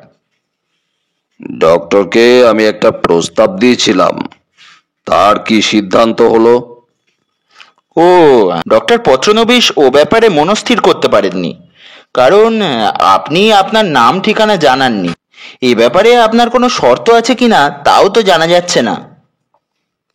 উনি রাজি হলে এসবই জানানো হবে। তাহলে আপনার সঙ্গে আলোচনায় বসতে হয়। আপনি এ বাড়িতে কাল চলে আসুন। একটা ছোট্ট হাসির শব্দ পাওয়া গেল। তারপর গলা শোনা গেল, দেখতে পাচ্ছি ডক্টর আমাকে বিশ্বাস করতে পারেননি। আমরা জানতাম ওর কোনো সেক্রেটারি ছিল না। আপনি কি ওই লোকাল পুলিশ অফিসারের লোক, যিনি আমি শেষবার কোথা থেকে ফোন করছি জেনে আমায় খুঁজতে লোক পাঠিয়েছিলেন? হ্যাঁ, আপনি এসব কি বলছেন? উত্তর না দিয়ে লাইনটা কেটে দিল লোকটা। অর্জুন কিছুক্ষণ চুপচাপ বসে রইল। এতক্ষণে রহস্য জমাট বাঁধছে। যে ফোন করছে সে হেঁজি পেঁজি কেউ নয়। সে মুখ ফিরিয়ে দেখল গঙ্গাপদ দরজার গায়ে দাঁড়িয়ে আছে। নিশ্চয়ই এতক্ষণ তার কথা শুনছিল। এই লোকটা আবার স্পাই নয় তো? অর্জুন বিরক্ত হলো। কি চাই? খাবার দেব? দাও। খাওয়া শেষ হওয়ার আগেই আবার ফোন বাজল। এবার অবনীবাবুর গলা পাওয়া গেল। কে? অর্জুন বাবু নাকি? আজও ডক্টরের সেই ফোন এসেছিল? আপনি কথা বলেছেন? হ্যাঁ। আমরা ট্র্যাক রেখেছিলাম, আর লোকটা এয়ারপোর্ট থেকে ফোন করেছিল, ওই পাবলিক বুথ। ব্যাপারটা বেশ সিরিয়াস হয়ে যাচ্ছে। আপনি কথাবার্তা শুনেছেন? হ্যাঁ, অপারেটর আমায় রেকর্ড বাজিয়ে শুনিয়েছে। অবনীমোহন হাসলেন। ও যখন জানতে পেরেছে আমি এর মধ্যে এসে গেছি, তখন আর দেখা করার সাহস পাবে না। ঠিক আছে, গুড নাইট। রাত্রের খাওয়া শেষ করে অর্জুন একবার ওপরে গেল। গবেষণা ঘরের দরজা বন্ধ। ডক্টরকে এখন ডাকাডাকি করে লাভ নেই। সে নিচে নেমে গঙ্গাপদকে জিজ্ঞেস করলো, বাইরের দরজার চাবি তোমার কাছে আছে? গঙ্গাপদ মাথা নাড়ল। আগে না বাবু। ও, আমি একটু বেরোচ্ছি, ফিরতে রাত হবে। শব্দ পেলে দরজা খুলে দিতে পারবে? হ্যাঁ বাবু, আমি তো বাইরের ঘরেই শুই। ঘুম আমার খুব পাতলা। 10:30 নাগাদ অর্জুন বেরিয়ে পড়ল। এমনিতেই সল্ট লেকের রাস্তায় মানুষজন কম দেখা যায়। এই সময় মনে হলো পরিত্যক্ত শহরে হাঁটছে সে। মাঝে মাঝে হেডলাইট জ্বেলে হুসহাস করে ছুটে যাওয়া কয়েকটা গাড়ি ছাড়া কোথাও কোনো প্রাণের স্পর্শ নেই। জলপাইগুড়ির রাস্তায় মাঝরাতে হাঁটলে কুকুরেরা চিৎকার করে। এখানকার পথের কুকুরগুলোর বোধহয় সেই শক্তিও নেই। অর্জুন পার্কটার কাছে পৌঁছতেই একটা গাড়িকে খুব জোরে বেরিয়ে যেতে দেখল। গাড়িটা বেশ খানিকটা গিয়ে সজোরে ব্রেক কষল। তারপর আচমকা আলো নিভিয়ে দিয়ে রাস্তার একপাশে দাঁড়িয়ে পড়ল। লক্ষ্য রেখেছিল বলে অর্জুনের বেশ কৌতূহল হলো। গাড়ির ড্রাইভার দেখা যাচ্ছে খুব খামখেয়ালি, কিন্তু আলো নিভিয়ে দাঁড়িয়েও গাড়ি থেকে কেউ নামেনি এটা স্পষ্ট। অর্জুন এগিয়ে যাচ্ছিল। ওই পথ দিয়ে তাকে যেতে হবে। দূরত্বটা কমে গেলে অর্জুনের মনে হলো গাড়িটা চলে যাওয়া পর্যন্ত তার অপেক্ষা করা উচিত। অত জোরে গাড়ি চালিয়ে যে চট করে থামে তার নিশ্চয়ই কোনো মতলব আছে। সে একটা গাছের আড়ালে দাঁড়িয়ে পড়ল। সল্ট লেকের সুবিধা হলো সে যে লুকিয়ে আছে তা দেখতে কেউ জানলা খুলবে না। মিনিট 5 দাঁড়াবার সময়ে মশার আক্রমণে তটস্থ হলো অর্জুন। তার এবার মনে হলো এমন হতে পারে ড্রাইভার নেমে পাশের বাড়িতে ঢুকে গিয়েছে, সে দেখতে পায়নি। সেক্ষেত্রে মশার কামড় হজম করা বোকামিই হবে। এই সময় সে পাশের গলি দিয়ে একজনকে এগিয়ে আসতে দেখল। গাড়ির পাশে আসা মাত্র দরজা খুলে গেল। লোকটা ঢুকলো, কিন্তু দরজা বন্ধ করলো না। তারপরই একটা তীব্র শীষ বাজলো কোথাও। আধা অন্ধকার থাকায় অর্জুন কিছু বুঝতে পারল না। গাড়ির দরজা বন্ধ হয়ে গেল এবং সঙ্গে সঙ্গে হেডলাইট জ্বালিয়ে গাড়িটা যে গতিতে এসেছিল সেই গতিতে বেরিয়ে গেল। অর্জুন এবার এগিয়ে গেল গাড়িটা যেখানে দাঁড়িয়েছিল সেখানে। পাশের বাড়িটার দরজা জানলা স্বাভাবিকভাবেই বন্ধ, আলো নেভানো। ওই বাড়ির বাসিন্দাদের সঙ্গে এই গাড়ির কোনো সম্পর্ক নেই বলেই মনে হলো তার। তাহলে গাড়িটা এসেছিল কাউকে তুলে নিতে। তা যদি হয়, সেই লোকটা গাড়িতে ওঠার পরও দরজা খুলে কার জন্য অপেক্ষা করছিল ওরা? খামোখা মাথা না ঘামিয়ে অর্জুন গলিতে ঢুকলো। সেই ফুচকাওয়ালার জায়গাটা এখন খালি। কমলাপতি মুখোপাধ্যায়ের বাড়ির আলো নেভানো, পুরো পাড়াটাই ঘুমিয়ে রয়েছে। উল্টো দিকের বাড়িটাকে ঘুরে ঘুরে দেখল সে। বাড়ির কোথাও আলো জ্বলছে না। ভালো করে দেখার পর সে একটা রাস্তা খুঁজে পেল। সল্টলেকের বাড়িগুলো আধুনিক, নতুন স্টাইলে তৈরি। জলপাইগুড়ির বেশিরভাগ বাড়ির মতো লুডোর গুটির মতো চৌকো নয়। এখানে দৃষ্টিনন্দন করতে বাড়ির গায়ে অনেক ভাঁজ, অনেক কায়দা। পাশের দেবদারু গাছের সাহায্য নিয়ে অর্জুন খানিকটা উপরে উঠে বাড়ির গায়ে পা রাখল।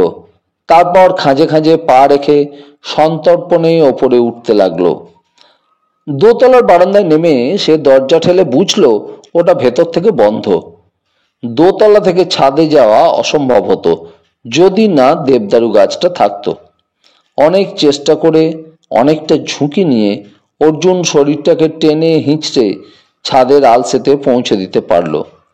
প্রাচীর ডিঙিয়ে ছাদে পৌঁছে সে কয়েক সেকেন্ড স্থির হয়ে বসে নিজেকে সামলালো। রাস্তার আলো ছাদে না আসায় তারার আলো সম্বল। খানিকটা ধাতস্থ হয়ে অর্জুন দরজার দিকে এগোলো। যা স্বাভাবিক তাই, দরজা ভেতর থেকে বন্ধ। অর্জুন পকেট থেকে একটা চ্যাপ্টা চামড়ার খাপ বের করলো। জলপাইগুড়ির এক ওস্তাদ তালা খুলিয়েকে অর্জুন পুলিশের হাত থেকে বাঁচিয়েছিল এক শর্তে, যে সে আর তার আগের জীবিকায় ফিরে যাবে না। লোকটি এখন পর্যন্ত অবশ্য তার কথা রেখেছে। সেই জীবিকা ছেড়ে দেওয়ার সময় এই খাপটা সে অর্জুনকে দিয়েছিল। বলেছিল ওটা দেখলেই তার হাত নিষ্পিস করে, মনকে শক্ত রাখতে। তাই সে খাপটা অর্জুনকে উপহার হিসেবে দিয়ে দিয়েছিল। ওই খাপের মধ্যে তালা খোলার নানান ধরনের সরু শক্ত তার, ল্যাচকি খোলার জন্য চাপা ইস্পাত ইত্যাদি নানান সরঞ্জাম ছিল। ছাদের দরজায় ল্যাচকি লাগানো, বাইরে থেকে সাধারণভাবে খোলা অসম্ভব। কিন্তু যন্ত্রটা অদ্ভুত কাজ করল। এক চিলতে ফাঁক দিয়ে চ্যাপ্টা ইস্পাত ঢুকিয়ে সামান্য চাপ দিতেই খুট করে শব্দ হলো। দরজাটা খুলে গেল।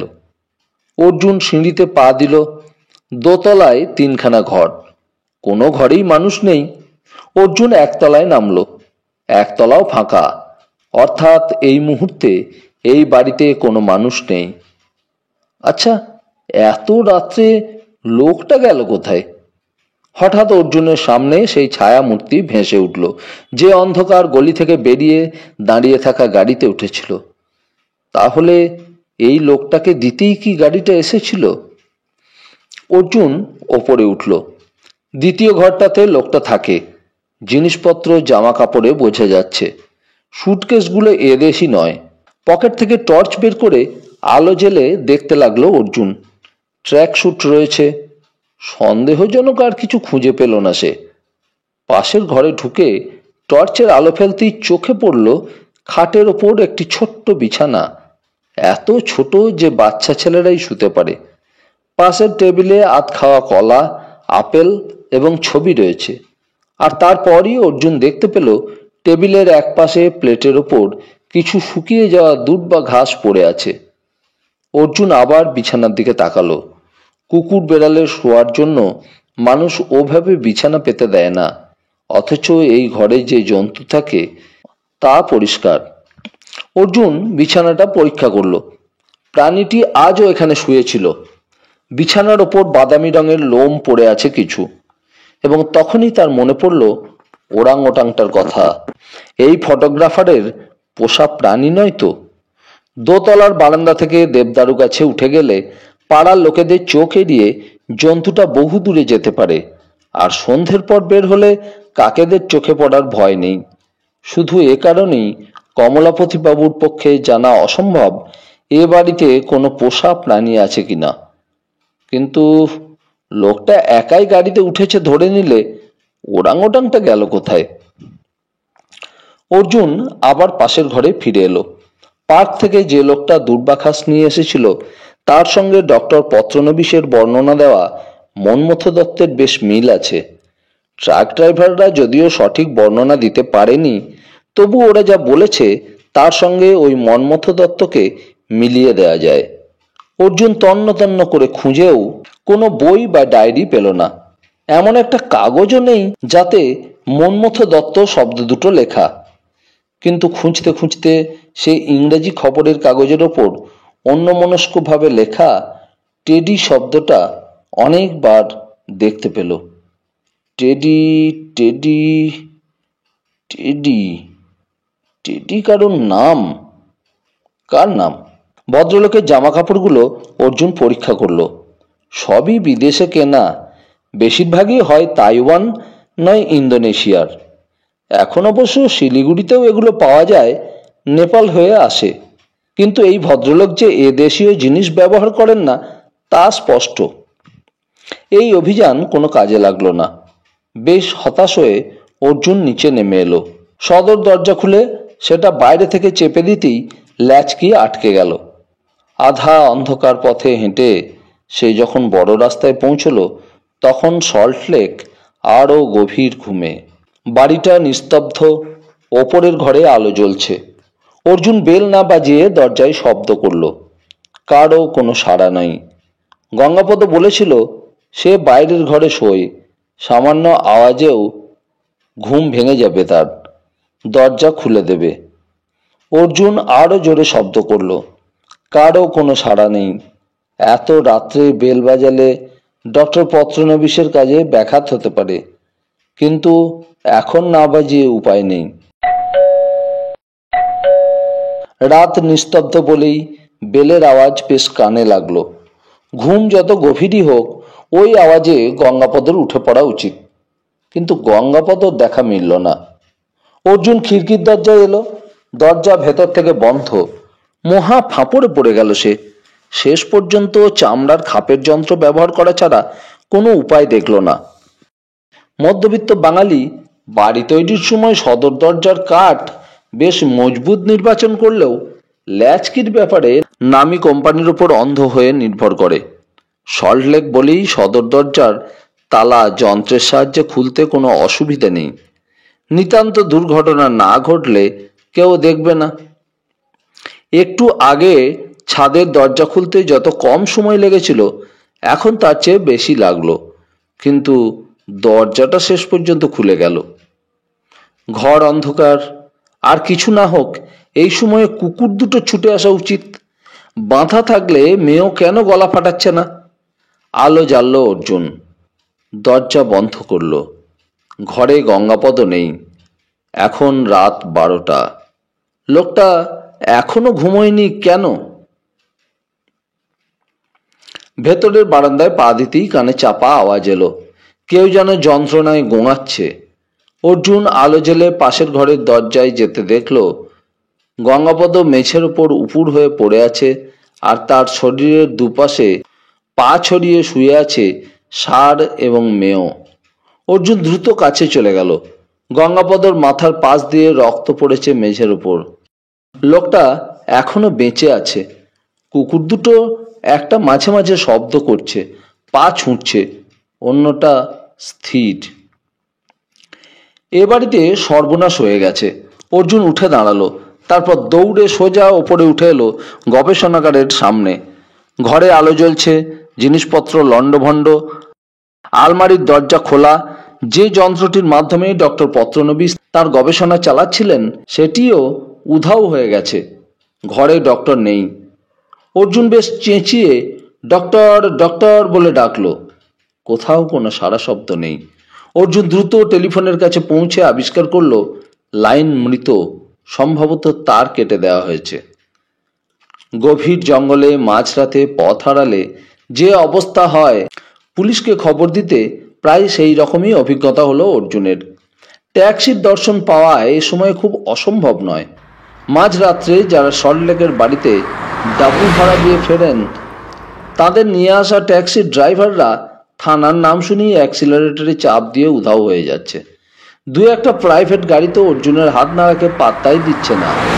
আর এগুলো চলে গেলেই ঝুপ করে নেমে আসছে নির্জনতা। এই সময় অর্জুন দেখতে পেল একটা মারুতি ভ্যান আসছে। দূর থেকে বোঝা যাচ্ছে ভ্যানটা সোজা পথে আসছে না। হেডলাইট দুটো রাস্তার এপাশ থেকে ওপাশে চলে যাচ্ছে মাঝে মাঝেই। অর্জুন হাত নাড়তে লাগলো, আর আশ্চর্য ব্যাপার, ভ্যানটা থেমে গেল। ড্রাইভারের সিটে যিনি বসেছিলেন তিনি জড়ানো গলায় জিজ্ঞেস করলেন, আরে মতলবটা কি? ছিনতাই করবে? নো চান্স, পকেটে একটাও টাকা নেই ব্রাদার। অর্জুন বলল, আমাকে এখনই থানায় যেতে হবে, দয়া করে একটা লিফট দেবেন। ও লেফট? আমি নিজেই নিজেকে লিফট দিতে পারছি না, আর গাড়ি চালাতে জানো? হ্যাঁ। তাহলে উঠে এসো চাঁদু, আমার বাড়ি থানার কাছে। আমি ঠিক বলে দেব, মাতালরা নিজের বাড়ি ভুল করে না। কিন্তু ব্রাদার, আমি আর চালাতে পারছি না। ভদ্রলোক কোনো ক্রমে শরীরটাকে টেনে হিঁচড়ে পাশের সিটে নিয়ে গিয়ে বললেন, ভগবানকে ডাকলে তাহলে কাজ হয় এখনো। আহ, যেন খুব স্বস্তি পেয়েছেন এমন গলায় শব্দটা করলেন। অর্জুন স্টিয়ারিংয়ে বসে বলল, কোন দিকে যাব? কেন, থানায় যাবে বললে বলে মনে হলো। থানা কোন দিকে? ও এই কথা, সোজা চলো সোজা। অতএব অর্জুন সামনের পথ ধরল। ভদ্রলোকের মাথা বুকের ওপর ঢলে পড়েছে। অর্জুন দুপাশে তাকাতে তাকাতে চলছিল। আজ সে থানায় গিয়েছিল, কিন্তু দিনের বেলায় দেখা পথ এক, রাত্রে সেটা হয়ে যায় অন্য। তাছাড়া ফেরার সময় তাকে জিপে করে পৌঁছে দেওয়া হয়েছিল। হঠাৎ ভদ্রলোক চিৎকার করে উঠলেন, ব্যাস ব্যাস ব্যাস, গাড়ি থামাও। অর্জুন তাড়াতাড়ি ব্রেক চাপলো। ভদ্রলোক বললেন, ওই বাড়ি, সাদা বাড়ি, কালো রাস্তা, আমি নামছি। নামছেন মানে? আমি তাহলে থানায় যাব কি করে? গাড়ি নিয়ে যাও, আমাকে বিরক্ত করো না বাবু। দেখুন মশাই, আমাকে ঝামেলায় ফেলবেন না। থানা এখান থেকে কত দূর? ভদ্রলোক হাসলেন, সর্বত্র ভগবান, ওদের লোকে তাকে খুঁজে বেড়ায়। তুমি যেই বললে থানায় যাবে, তখনই আমার মনে হলো বেঁচে গেলাম বস। তোমাকে গাড়ি চালাতে দিলে আমি সশরীরে বাড়িতে পৌঁছে যাব, আর আমার বাড়ির উল্টো দিকেই থানা।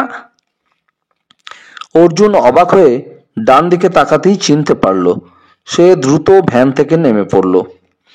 থানায় অবনীমোহন ছিলেন না, সেকেন্ড অফিসার টেলিফোনে কথা বলছিলেন।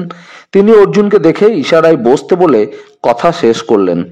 তারপর রুমালে মুখ মুছতে মুছতে বললেন, ওহ আর পারি না, রোজ রাত্রে চুরি আর চুরি। কি ব্যাপার বলুন তো? ওহো, আপনি বড়বাবুর পরিচিত তাই না? হ্যাঁ, কিন্তু উনি কোথায়? রাউন্ডে বেরিয়েছেন। তাহলে আপনি এখনই চলুন। ডক্টর পত্রনবীশের বাড়িতে ডাকাতি হয়ে গেছে, ওকে পাওয়া যাচ্ছে না। ওর কাজের লোককে এখনই হাসপাতালে নিয়ে যাওয়া দরকার। আমি এখানে নতুন, কাউকে চিনি না, ডাক্তার পর্যন্ত ডাকতে পারিনি। প্লিজ। আরে দাঁড়ান দাঁড়ান, ডক্টর পত্রনবীশ মানে বড়বাবুর সঙ্গে যে বৈজ্ঞানিকের পরিচয় আছে, আপনি তাঁর কথা বলছেন? তাঁর বাড়িতে ডাকাতি হয়েছে? হ্যাঁ হ্যাঁ, দেখুন এর মধ্যে অনেক সময় নষ্ট হয়ে গেছে। কিন্তু আমি এখন থানা ছেড়ে যাই কি করে? একটা মানুষের প্রাণ বাঁচানোর জন্য আপনার যাওয়া উচিত। খানিকটা দোনমুনো করে ভদ্রলোক উঠলেন। একজন সেপাইকে খবরটা বলে আর একজনকে সঙ্গে নিয়ে গাড়িতে উঠলেন। আপনি এখানে পৌঁছালেন কি করে এ সময়? অর্জুন মাতাল ভদ্রলোককে দেখতে পেল না। বলল, লিফট নিয়েছিলাম। লিফট? আরে সল্টলেকেও তাহলে লোকে লিফট দেয়? আপনি এমনভাবে বলছেন যেন সল্টলেক ডুয়ার্সের জঙ্গল। আরে আমি কিছু বলছি না।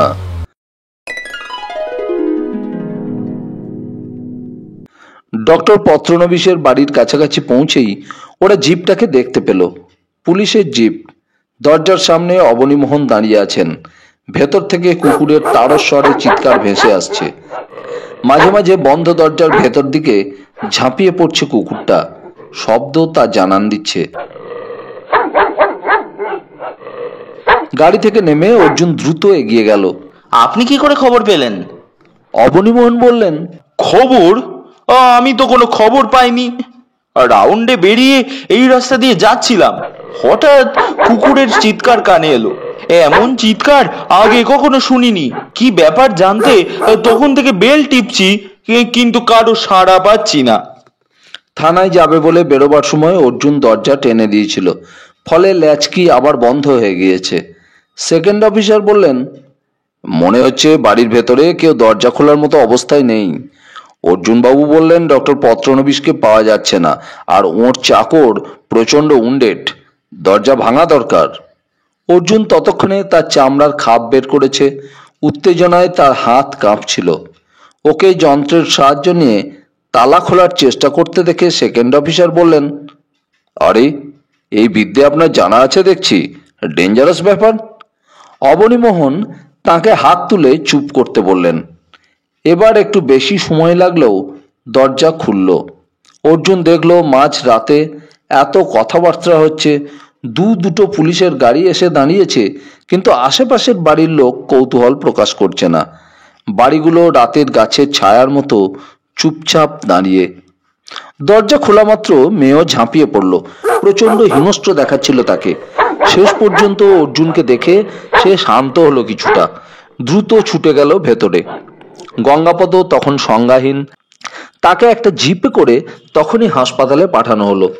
মাথায় জল ঢেলে সারের জ্ঞান ফিরিয়ে দুটো কুকুরকেই ঘরে বন্দি করে রাখা হলো। কুকুর দুটো শরীরে কোনো আঘাতের চিহ্ন নেই, সম্ভবত ওষুধ দিয়ে ওদের অজ্ঞান করে ফেলা হয়েছিল। এবার অবনীবাবু তদন্তে নামলেন।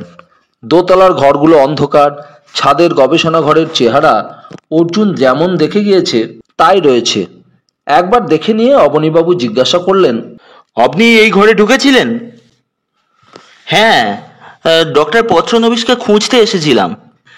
কোনো জিনিসপত্রে হাত দেননি তো? প্রশ্নই ওঠে না। সারা ঘর জুড়ে তাণ্ডব হয়েছে। মনে হচ্ছে আততায়ীরা কোনো কিছুর সন্ধানে এসেছিল। ডক্টর তো এই ঘরেই ছিলেন। হ্যাঁ, রাত্রে আমি যখন বেরিয়েছিলাম তখন তিনি এখানেই কাজ করছিলেন। গঙ্গাপদ বলেছিল আমাকে উনি একাই খেয়ে নিতে বলেছেন। ঘটনাটি যখন ঘটেছিল তখন আপনি বাড়িতে ছিলেন না? না, কোথায় গিয়েছিলেন? খাওয়া দাওয়ার পর একটু হাঁটতে বেরিয়েছিলাম। অর্জুন এখনই চট করে সত্যি কথাটা বলল না।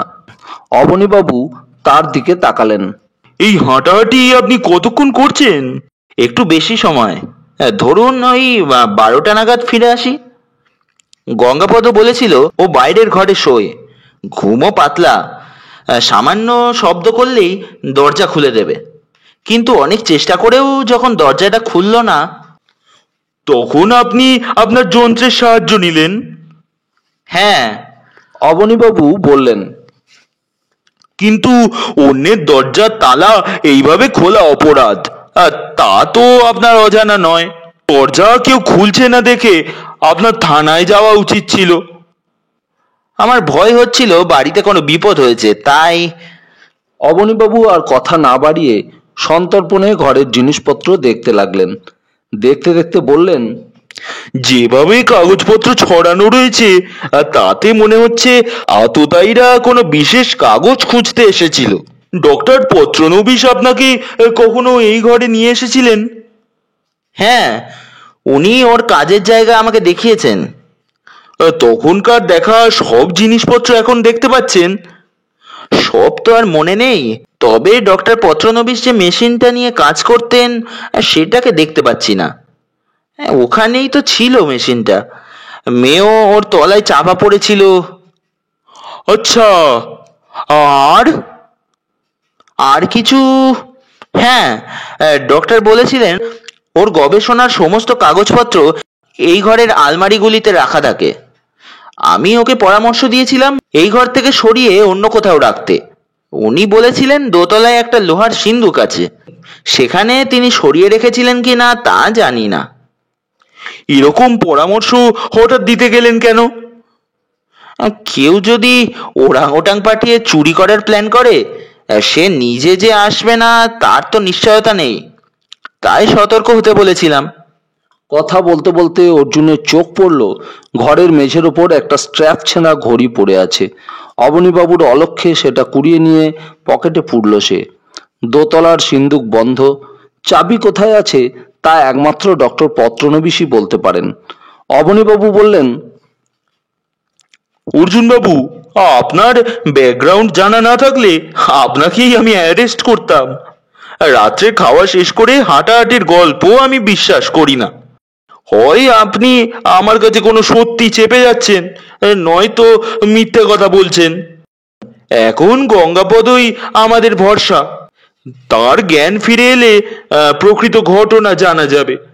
ডক্টরকে কিডন্যাপ করা হয়েছে, ওকে যত দ্রুত সম্ভব খুঁজে বার করতে হবে। উনি যখন ওর অস্বস্তির কথা বলেছিলেন তখন আমি ঠিক গুরুত্ব দিইনি, দেওয়ার কারণও ছিল না। সেই কারণেই উনি আপনাদের শরণাপন্ন হন, অথচ আপনি ওকে বাঁচাতে পারলেন না। আততায়ীরা যখন এলো ঠিক তখনই আপনি ঠুনকো কারণ দেখিয়ে বাড়ির বাইরে চলে গেলেন। আপনি আমার সঙ্গে চলুন। কোথায়? অর্জুন অবাক হলো। থানায়। আপনি আমায় অ্যারেস্ট করছেন? না, তবে সন্দেহভাজনের লিস্টে তো আপনিও আছেন। গঙ্গাপদ স্টেটমেন্ট না পাওয়া পর্যন্ত আপনাকে ছাড়তে পারি না আমি। অবনীবাবু গম্ভীর গলায় বললেন, আপনি চাইলে আমি যেতে বাধ্য, কিন্তু আমাকে সন্দেহ করার কোনো কারণ নেই। আমি এখানে এসেছি ডক্টর পত্রনবীশকে সাহায্য করতে। আপনি যদি আমাকে সাহায্য করেন তাহলে ডক্টর পত্রনবীশের উপকারই হবে। কি সাহায্য চাইছেন? প্রথমে ভেবে দেখুন আততায়ীরা কিভাবে বাড়িতে ঢুকেছিল। সেটা তো আমি ভেবেছি। দরজা জানলা ভাঙা হয়নি, তার মানে গঙ্গাপদই খুলে দিয়েছে।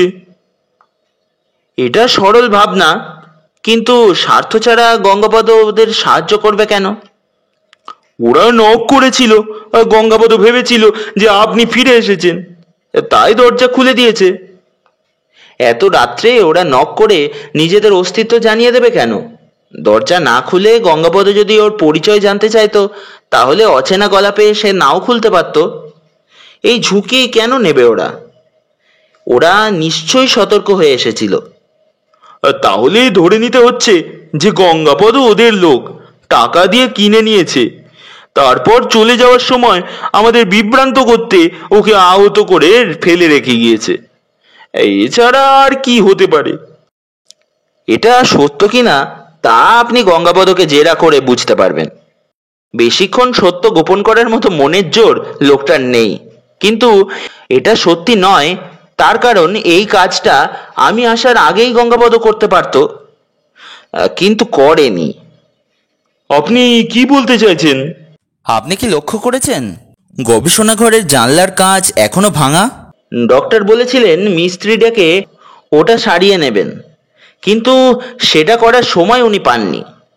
ওই পথ দিয়ে আগেরবার ওরাং ওটাং ঢুকেছিল, ওই জায়গাটা ওর জানা। আজও সেই পথে সে ঢুকতে পারে। সে ঢুকলে তো কুকুর দুটো নিশ্চয়ই পাথর হয়ে থাকতো না। কুকুর দুটোকে অজ্ঞান করে ফেলার মতো কোনো খাদ্যবস্তু যদি প্রাণীটি নিয়ে আসে তাহলে তো কোনো ভয়ের কারণ নেই।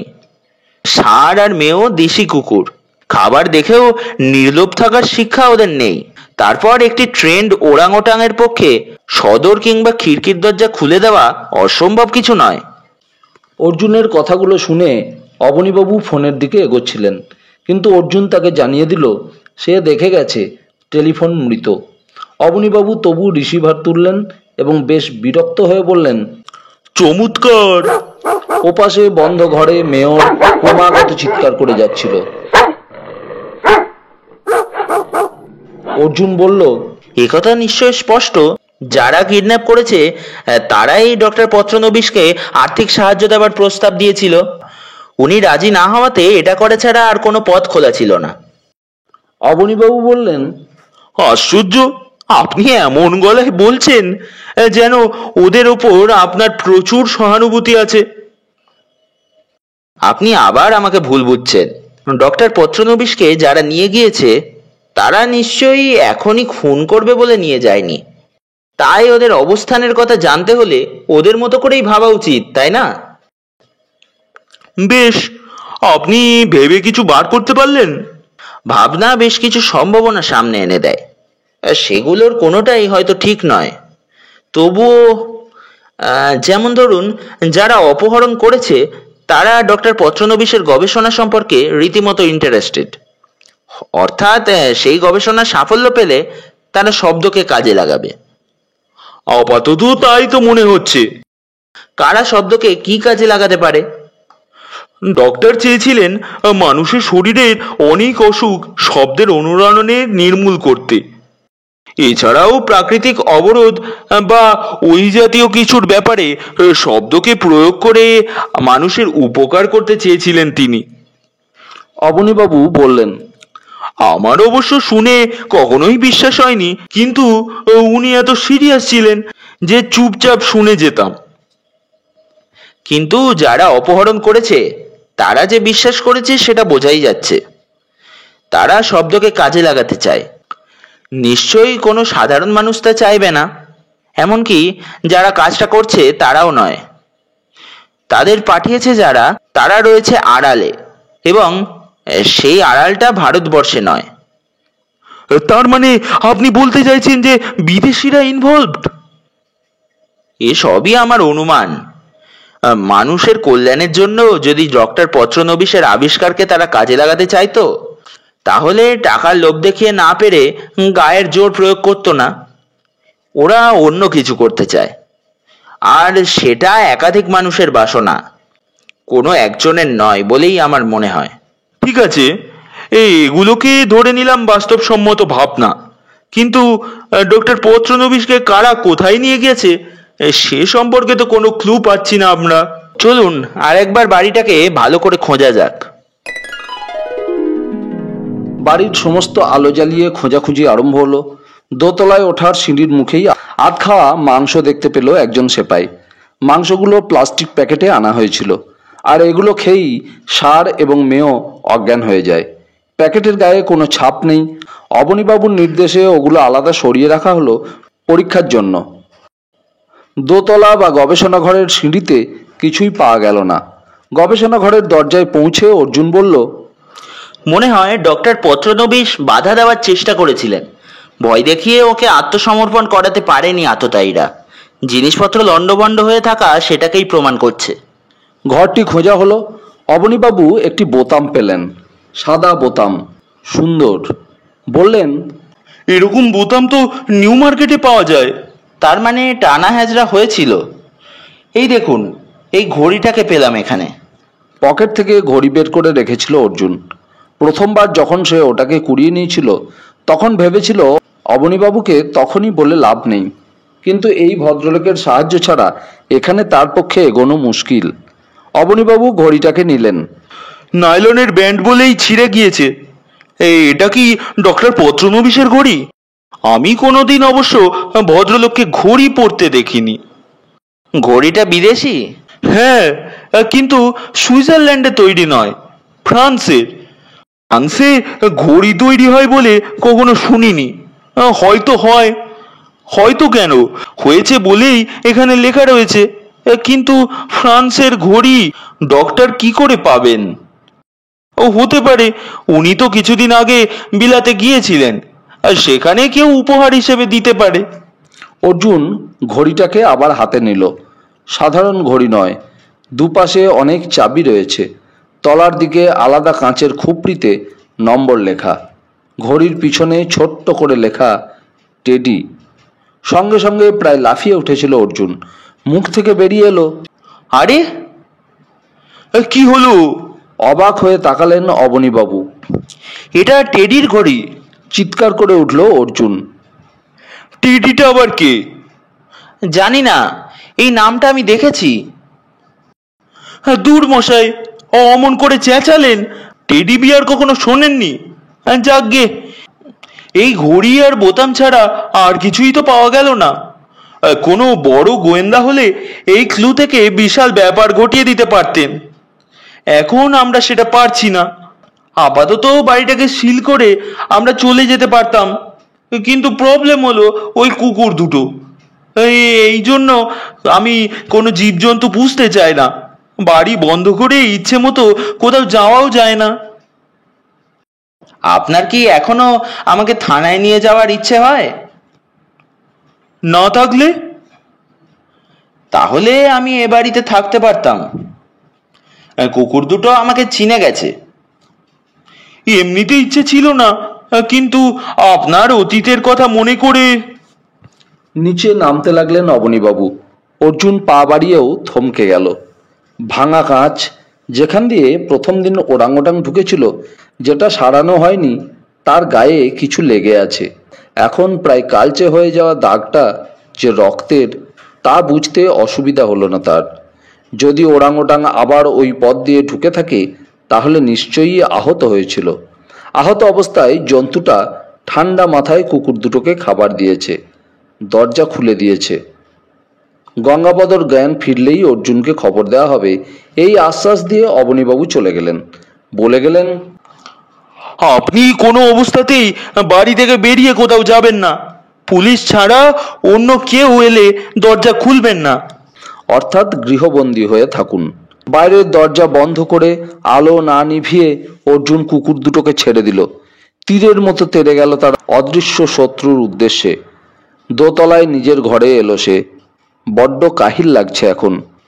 আর কয়েক ঘন্টা বাদে ভোর হয়ে যাবে। জামা প্যান্ট না খুলেই বিছানায় শুয়ে পড়ল সে। সাধারণত বেশি রাত জাগলে তার ঘুম আসতে চায় না, কিন্তু আজ উল্টোটা হলো।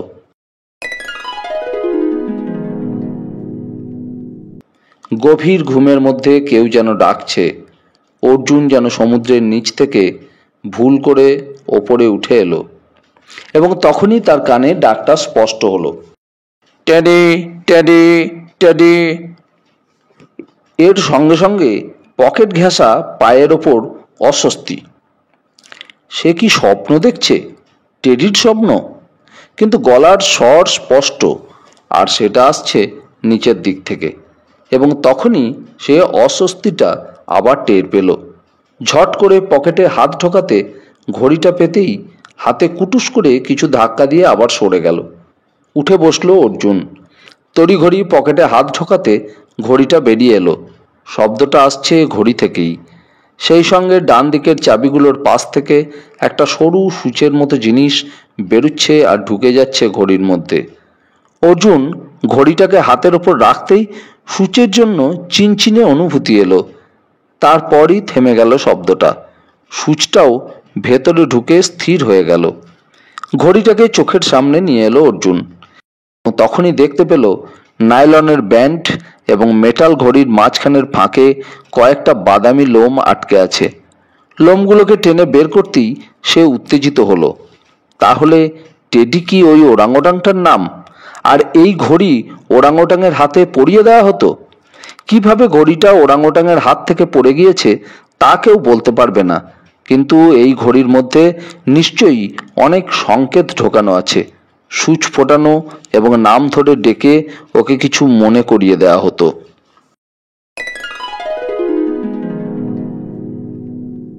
অর্জুন দৌড়ে ফোনের কাছে পৌঁছে থেমে গেল। ফোন তো মৃত। সময় এখন খুবই মূল্যবান। টেলিফোনের তার বাইরে থেকে কাটা হয়েছে, কিন্তু সেই জায়গাটা এই রাত্রে খুঁজে বের করা অসম্ভব। এই সময়ে একটা মোটর বাইকের আওয়াজ কানে আসতেই অর্জুন দৌড়ে জানলার কাছে গেল। হেলমেটে ঢাকা মাথা নিয়ে সেই আরোহীকে এক ঝলকের জন্য দেখতে পেল অর্জুন। তারপরই ইঞ্জিনের আওয়াজ থেমে গেল। লোকটা এই বাড়িতেই এসেছে। মেয় এবং সারকে ছেড়ে দেওয়ায় ওরা এখন ঝিমোচ্ছে। মেয় আর চিৎকার করছে না। আততায়ীরা খাবারে বিষ মিশিয়ে দিতে পারত, তা না করে ওদের অজ্ঞান করে দিয়েছিল ওষুধ দিয়ে। বোঝাই যাচ্ছে খামোখা প্রাণী হত্যা ওদের পছন্দ নয়। অর্জুন নিচে নেমে এলো। দরজা খোলার আগেই টেলিফোন হঠাৎ জোরে বাজতে আরম্ভ করলো।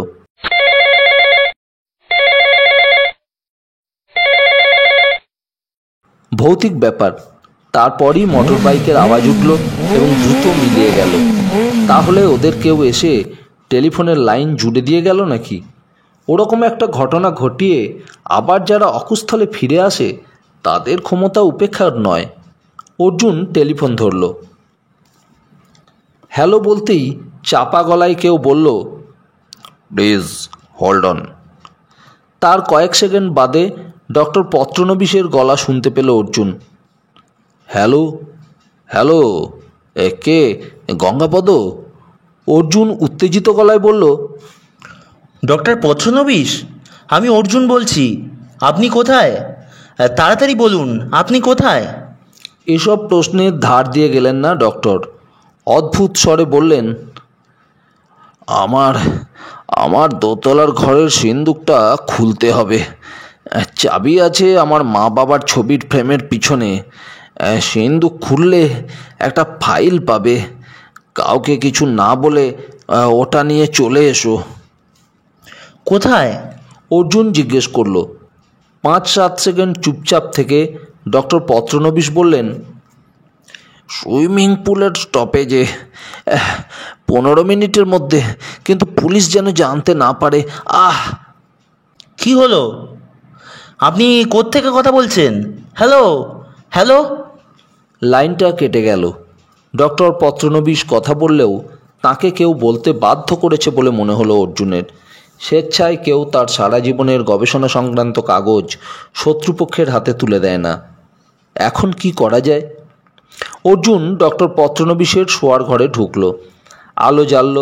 ঘরের পশ্চিম দিকের দেয়ালে মধ্যবয়সের দুজন পুরুষ এবং মহিলার ছবি বাঁধানো রয়েছে। এঁরা নিশ্চয়ই ডক্টর পত্রনবিশের বাবা এবং মা। অর্জুন ছবিটার নিচে নামাতেই পিছন দিকের খাঁজে একটা বড় লোহার চাবি দেখতে পেল। চাবিটি অভিনব, অনেক ঘাট আছে এবং বেশ ভারী। চাবিটা নিয়ে ছবি যথাস্থানে রেখে অর্জুন ঘরের কোণে রাখা সিন্দুকের দিকে এগিয়ে গেল। তারপর কি ভেবে দাঁড়িয়ে পড়ল, না, সে সিন্দুক খুলবে না। কণ্ঠস্বর ডক্টর পত্রনবিশের হলেও নয়। খুলতে হলে তিনি নিজে এসে খুলুন। চাবিটা কোথায় রাখা যায় ভাবতে ভাবতে নিচে নামতেই সার এবং মেয়কে দেখতে পেল। প্রাথমিক উত্তেজনা চলে যাওয়ার পর ওরা এখনও ওষুধের প্রতিক্রিয়া থেকে বের হয়নি। মেয় শুয়ে শুয়ে একবার চোখ খুলল মাত্র। সার তবু উঠে বসল। অর্জুন কুকুরটার গলায় হাত বুলিয়ে আদর করতে যেতেই বকলসটাকে অনুভব করল। লোমের আড়ালে ঢাকা পড়ে গেছে সেটা। সঙ্গে সঙ্গে মতলবটা মাথায় এলো। বকলসের স্ট্র্যাপ খুলে সেটা চাবির গর্তের মধ্যে ঢুকিয়ে আবার সারের গলায় বেঁধে দিল সে। ভারী চাবিটা সামান্য ঝুলে রইল বটে, কিন্তু খুঁটিয়ে না দেখলে কেউ ধরতে পারবে না। মিনিট 20 বাদে আবার ফোন বাজল।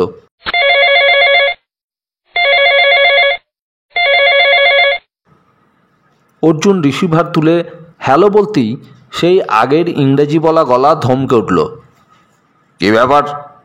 আপনি কি চান ডক্টর মারা যাক? 15 মিনিট সময় দেওয়া হয়েছিল, আসেননি কেন? চাবি খুঁজে পাইনি।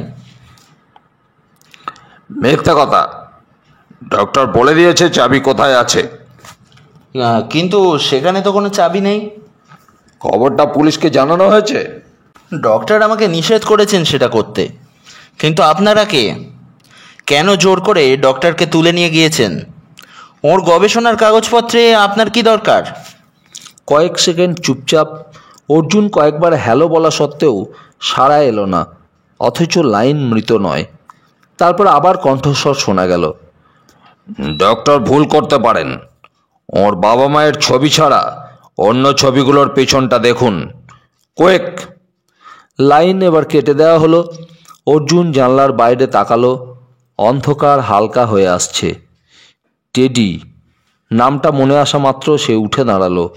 আর সময় নষ্ট করা ঠিক হবে না, কিন্তু একা ওই বাড়িতে গিয়ে কোনো লাভ হবে না। সে রিসিভার তুলল। গাইড দেখে নাম্বার বের করে ডায়াল করে বুঝল নাম্বার পাল্টে গেছে। শেষ পর্যন্ত লালবাজারকে চাইল সে। অপারেটরকে বলল সল্টলেক থানার নাম্বার দিতে। ঠিক তখনই বাড়ির সামনে গাড়ির শব্দ হলো। রিসিভার রেখে অর্জুন দৌড়ে গেল জানলায়। গাড়ি থেকে অবনীমোহনবাবু নামছেন। দরজা খুলতে অবনীমোহনবাবু বললেন, হাসপাতাল থেকে আসছি। গঙ্গাপদর সেন্স ফিরে এসেছে। খিড়কির দরজায় আওয়াজ হতে সে বিছানা ছেড়ে ভেতরের বারান্দায় গিয়েছিল দেখতে। হঠাৎ দুটো লোক তার ওপর ঝাঁপিয়ে পড়ে। মাথায় প্রচণ্ড আঘাত পেয়ে সে লুটিয়ে পড়ে। তার জ্ঞান চলে যায়। কিন্তু ওকে পাওয়া গিয়েছে ঘরের ভেতরে কুকুর দুটোর সঙ্গে। ঠিক, কিন্তু কিভাবে ও ঘরে গেল তা গঙ্গাপদ জানে না। হয়তো ওদের ঘরের ভেতরে নিয়ে যাওয়া হয়েছে, কিন্তু মোদ্দা কথা হলো গঙ্গাপদর কাছ থেকে কোনো তথ্য পাওয়া যাচ্ছে না, এমনকি সে আততায়ীর বর্ণনা পর্যন্ত দিতে পারছে না। এর মধ্যে আবার ফোন এসেছিল। ফোন? লাইন ঠিক হলো কি করে? জানি না, হয়তো ওরাই আবার জুড়ে দিয়ে গেছে। ওরা ডক্টর পত্রনবীশকে দিয়ে কথা বলিয়েছিল। গবেষণার কাগজপত্র নিয়ে তিনি আমাকে 15 মিনিটের মধ্যে সুইমিং পুলের কাছে যেতে বলেছিলেন। ওর গলার স্বর শুনে মনে হয়েছে উনি স্বেচ্ছায় কথাগুলো বলেননি, ওকে বাধ্য করা হয়েছিল। তারপর? কাগজগুলো আমি খুঁজেই পেলাম না যে নিয়ে যাব। পেলে নিয়ে যেতেন নাকি? অর্জুন হেসে ফেলল। অবনীমোহনবাবু বললেন, চলুন একবার সুইমিং পুলের ওদিকটা ঘুরে আসি, আর লোকগুলো যদি ওখানে থাকে তাহলে। অগত্যা দরজা বন্ধ করে অর্জুন অবনীমোহনের গাড়িতে উঠল। সুইমিং পুলের রাস্তায় পৌঁছানো পর্যন্ত কেউ কোনো কথা বলেনি। এই প্রায় ভোরবেলায় রাস্তা ফাঁকা, কোথাও কোনো গাড়ি দাঁড়িয়ে নেই। আফসোসে মাথা নাড়লেন অবনীমোহন। অর্জুন বলল, একটা ব্যাপার নিশ্চিত, ডক্টর পত্রনবীশ সল্ট লেকেই রয়েছেন। সল্ট লেকে? কতখানি জায়গা জানেন? যদি কেউ লুকিয়ে থাকতে চায় তাহলে তাকে খুঁজে বের করা অসম্ভব। মনে রাখবেন, যারা ডক্টরকে কিডন্যাপ করেছে তারা স্থানীয় বাসিন্দা নয়। ডক্টর পত্রনবীশের মতো মানুষ নিখোঁজ হয়েছেন, এই খবরটা চেপে রাখা যাবে না। কাল সকাল থেকেই সাংবাদিকরা আমার ওপর ঝাঁপিয়ে পড়বে। ওপরওয়ালাদের কাছে কৈফিয়ত দিতে দিতে কি করা যায়? ডক্টর যখন তার সন্দেহের কথা বলেছিলেন, তখন যদি ওর নিরাপত্তার ব্যবস্থা করতাম। অবনীবাবু আফসোস করছিলেন। অর্জুন বলল, গাড়িটা চালু করুন। বাড়ি যাবেন? না, সোজা চলুন। গাড়ি চালু করে অবনীমোহন জিজ্ঞেস করলেন, কোথায় যাচ্ছি আমরা? একটা ঝুঁকি নিতে চাই। হ্যাঁ, ওই মোড়েই গাড়ি থামান। আপনার সেপাইদের বলুন এখানেই অপেক্ষা করতে।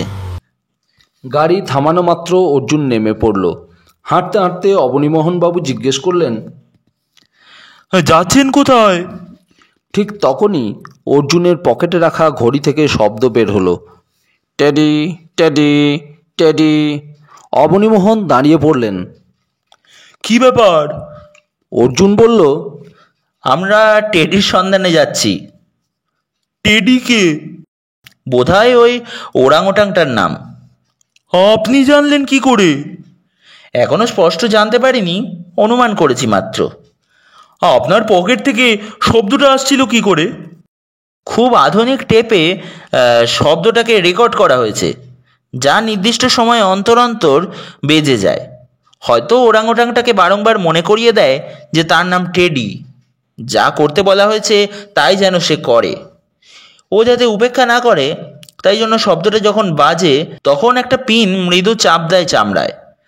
তাতেই বোধহয় কাজ হয়েছিল। কিন্তু এসব হচ্ছেটা কোথায়? ঘড়িতে। ঘড়িটা যে ওরাংওটাংয়ের শরীরে বাঁধা ছিল এ ব্যাপারে আমি নিশ্চিত। দাঁড়ান, ওই বাড়ি। আঙুল তুলে দেখালো অর্জুন বাড়িটাকে। আজ সন্ধ্যের পর সে যে অবস্থায় বাড়িটাকে দেখে গিয়েছিল, এখন সেই অবস্থাতেই আছে বলে মনে হলো। নতুন কোনো আলো জ্বলছে না বাড়িতে। অর্জুন বলল, আপনি সদর দরজায় অপেক্ষা করুন। 10 মিনিট হয়ে গেলেই দরজার বেল টিপবেন। তাতেও যদি দরজা না খোলে ভাঙতে পারেন। অবনীমোহনকে কথা বলার সুযোগ না দিয়ে অর্জুন আগের চেনা পথে দোতলার বারান্দায় উঠে এলো এবং ওঠা মাত্র চোখে পড়ল দরজা ইঞ্চি 6 খোলা। অথচ যখন এ বাড়িতে এর আগে ঢুকেছিল তখন দরজা বন্ধ ছিল। সে যখন বাড়ি থেকে বেরিয়ে গিয়েছিল তখন দরজা বন্ধ দেখেই গিয়েছে। তার মানে ইতিমধ্যে লোক এসেছে। সে সন্তর্পণে দরজার কাছে গিয়ে কান পেতে কিছু শুনতে চাইল। না, কোনো শব্দ নেই। অর্জুন চাপ দিয়ে দরজা সরিয়ে ফাঁকটাকে বাড়ালো। কোনো প্রতিক্রিয়া নেই। সে চট করে ভেতরে ঢুকে পড়ে দেখল ঘরের মধ্যে ওষুধের গন্ধ ভাসছে। ওষুধটা ডেটল জাতীয় কিছু। অন্ধকার চোখ সয়ে গেলে অর্জুন জল পড়ার আওয়াজ শুনতে পেল। শাওয়ার ছেড়ে স্নান করলে এরকম আওয়াজ হয়। অর্জুন টর্চ বের করে সরু আলো ফেলতেই চমকে উঠল। বিছানায় গুটিসুটি মেরে শুয়ে আছে একটা ওরাংওটাং। শুধু তার চোখ দুটো পিটপিট করছে অর্জুনের দিকে। জন্তুটা তাকে দেখে ভয় পেয়েছে বলে মনে হলো না। ওর হাতের অনেকটা জুড়ে ব্যান্ডেজ করা হয়েছে। বোধহয় সেই যন্ত্রণায় ও কাতর হয়ে আছে। অর্জুন বুঝল তার অনুমান ঠিক। ভাঙা কাঁচের গর্ত দিয়ে ঢুকতে গিয়ে বেচারার হাত কেটে রক্ত বের হয়েছে। ঠিক তখনই অর্জুনের পকেটে রাখা ঘড়ি আবার বেজে উঠল। Teddy teddy teddy. সঙ্গে সঙ্গে লাফ দিয়ে উঠে বসলো ওরাংওটাং। অভ্যস্ত পরিচিত ডাক শুনতে পেয়ে বিছানা থেকে নেমে কয়েক পা এগিয়ে এলো অর্জুনের দিকে। তারপর জখম না হওয়া হাত বাড়িয়ে মুঠো খুলল। বাথরুম থেকে গলা ভেসে উঠল, টেডি, ঘড়িটাকে কোথায় ফেলেছিলে? আমি তোমাকে বলেছি ঘড়িটা না খুলতে। তখন থেকে জিজ্ঞেস করছি ঘড়ি কোথায়, অথচ দেখাতে পারোনি। এই বাক্যগুলো ইংরাজিতে উচ্চারিত হচ্ছিল। টেডি সম্ভবত ইংরেজি বোঝে। অর্জুন পকেট থেকে ঘড়ি বের করে ওরাংওটাংটাকে দেখালো। প্রাণীটা কুতকুতি চোখে সেটা দেখে ছোঁ মেরে নিয়ে নিল হাতে। তারপর জখম না হওয়া হাতে পড়ার চেষ্টা করলো। কিন্তু ওর পক্ষে বকলসের মধ্যে স্ট্র্যাপের মুখ ঢোকানো সম্ভব হচ্ছিল না। তাছাড়া ছিঁড়ে যাওয়া স্ট্র্যাপটা লাগবে না, এই বুদ্ধি প্রাণীটার নেই। এই সময় বেল বাজল। শব্দটা কানে আসতেই এক লাফ দিয়ে ওরাংওটাংটা উঠে গেল বিছানায়। ঘড়ি হাতে নিয়ে শুয়ে পড়ে পিটপিট করতে লাগলো। দ্বিতীয়বার বেল বাজামাত্র বাথরুমের দরজা খোলার আওয়াজ হলো। অর্জুন দ্রুত ঘর থেকে বেরিয়ে সিঁড়ির ওপর চলে গেল, যেটা ছাদে গিয়েছে। লোকটা গজগজ করছিল, এই ভোরবেলায় আবার কে এলো? টেডি, চুপচাপ শুয়ে থাকো। আমি ওয়ার্নিং দিলেই ঘর থেকে বেরিয়ে গাছে চলে যাবে, ওকে? কথাগুলো ইংরেজিতে বলে লোকটি নিচে চলে গেল। অর্জুন লোকটার চেহারা দেখতে পায়নি। সে দ্রুত ঘরে ঢুকে বারান্দার দরজা বন্ধ করে দিল, যাতে ওরাংওটাংটা পালিয়ে গাছে না যেতে পারে। তারপর দ্রুত গাছের ডাল বেয়ে সে নিচে নেমে এলো। ওদিকে ততক্ষণে দরজাটা খোলা হয়েছে। ভারী গলায় প্রশ্ন হলো, কি চাই? অবনীমোহন কিছুই জানেন না। এপাশ ওপাশ তাকিয়ে প্রশ্ন করলেন, আপনি এই বাড়িতে থাকেন? কি আশ্চর্য! এই বাড়িতে না থাকলে ভোরবেলায় দরজা খুলব কেন? কে আপনি? কি চাই আপনার? খুব বিরক্ত হলেন ভদ্রলোক। অর্জুন ততক্ষণে এগিয়ে এসেছে। এবার সে ভদ্রলোককে দেখতে পেল। পার্কে দুর্বা ঘাস তোলা ভদ্রলোকই ওই বাড়ির দরজায়। সে এগিয়ে গিয়ে জিজ্ঞেস করল, আপনার টেডির সঙ্গে আলাপ করতে চায়। তার মানে? ভদ্রলোক হকচকিয়ে গেলেন। আপনি সেদিন পার্ক থেকে দুর্বাঘাস তুলছিলেন অসুস্থ পোষা প্রাণীটাকে খাইয়ে সুস্থ করবেন বলে। আমার মনে হয় ওই পোষা প্রাণীটার নামই টেডি, তাই না? দেখুন, এই ভোরবেলায় এভাবে আমাকে বিরক্ত করবেন না। আমার বাড়িতে যে কোনো পোষা প্রাণী নেই, তা পাড়ার সবাই জানেন। ইচ্ছে হলে জিজ্ঞেস করতে পারেন। ভদ্রলোকের কথা শেষ হওয়া মাত্র রাস্তার উল্টো দিকে বাড়িটার দোতলার জানলা খুলে গেল। গলায় চাদর ঝুলিয়ে কমলাপতিবাবু মুখ বের করলেন। আরে তুমি অর্জুন তো? সারা রাত ঘুমাও না নাকি? গোয়েন্দাদের খুব পরিশ্রম করতে হয় দেখছি। তা ও বাড়িতে কি করছো? অর্জুন ঘুরে তাকালো। গুড মর্নিং, একে চেনেন? কমলাপতি বললেন, বিলক্ষণ, তবে সাত সকালে পুলিশকে চিনতে চাইনি। মার্জনা করবেন দারোগা মশাই। দারোগা? আপনারা পুলিশ? লোকটি হকচকিয়ে গেল। এবার অবনীমোহন বাবু তাঁর ফর্ম ফিরে পেলেন। আপনি ভেতরে চলুন, আমরা বাড়িটা সার্চ করব। সার্চ করবেন? ওয়ারেন্ট এনেছেন? প্রশ্নটা দোতলার জানলায় কান খাড়া করে রাখা কমলাপতিবাবুর কানে যাওয়া মাত্র তিনি চেঁচিয়ে বললেন, বাড়িটা ডক্টর হালদারের ছিল। উনি মারা যাওয়ায় ওর স্ত্রী এখন ওনার। উনি আমেরিকায় আছেন। ইনি কেয়ারটেকার। কেয়ারটেকার ওয়ারেন্ট দেখতে চাইবে কেন? কোনো এখতিয়ার নেই। হঠাৎ ভদ্রলোক নিজের ঘড়িতে চাপ দিতে লাগলেন। সঙ্গে সঙ্গে ওপরের দরজায় শব্দ হলো। কেউ যেন দরজা খোলার চেষ্টা করছে, কিন্তু পারছে না।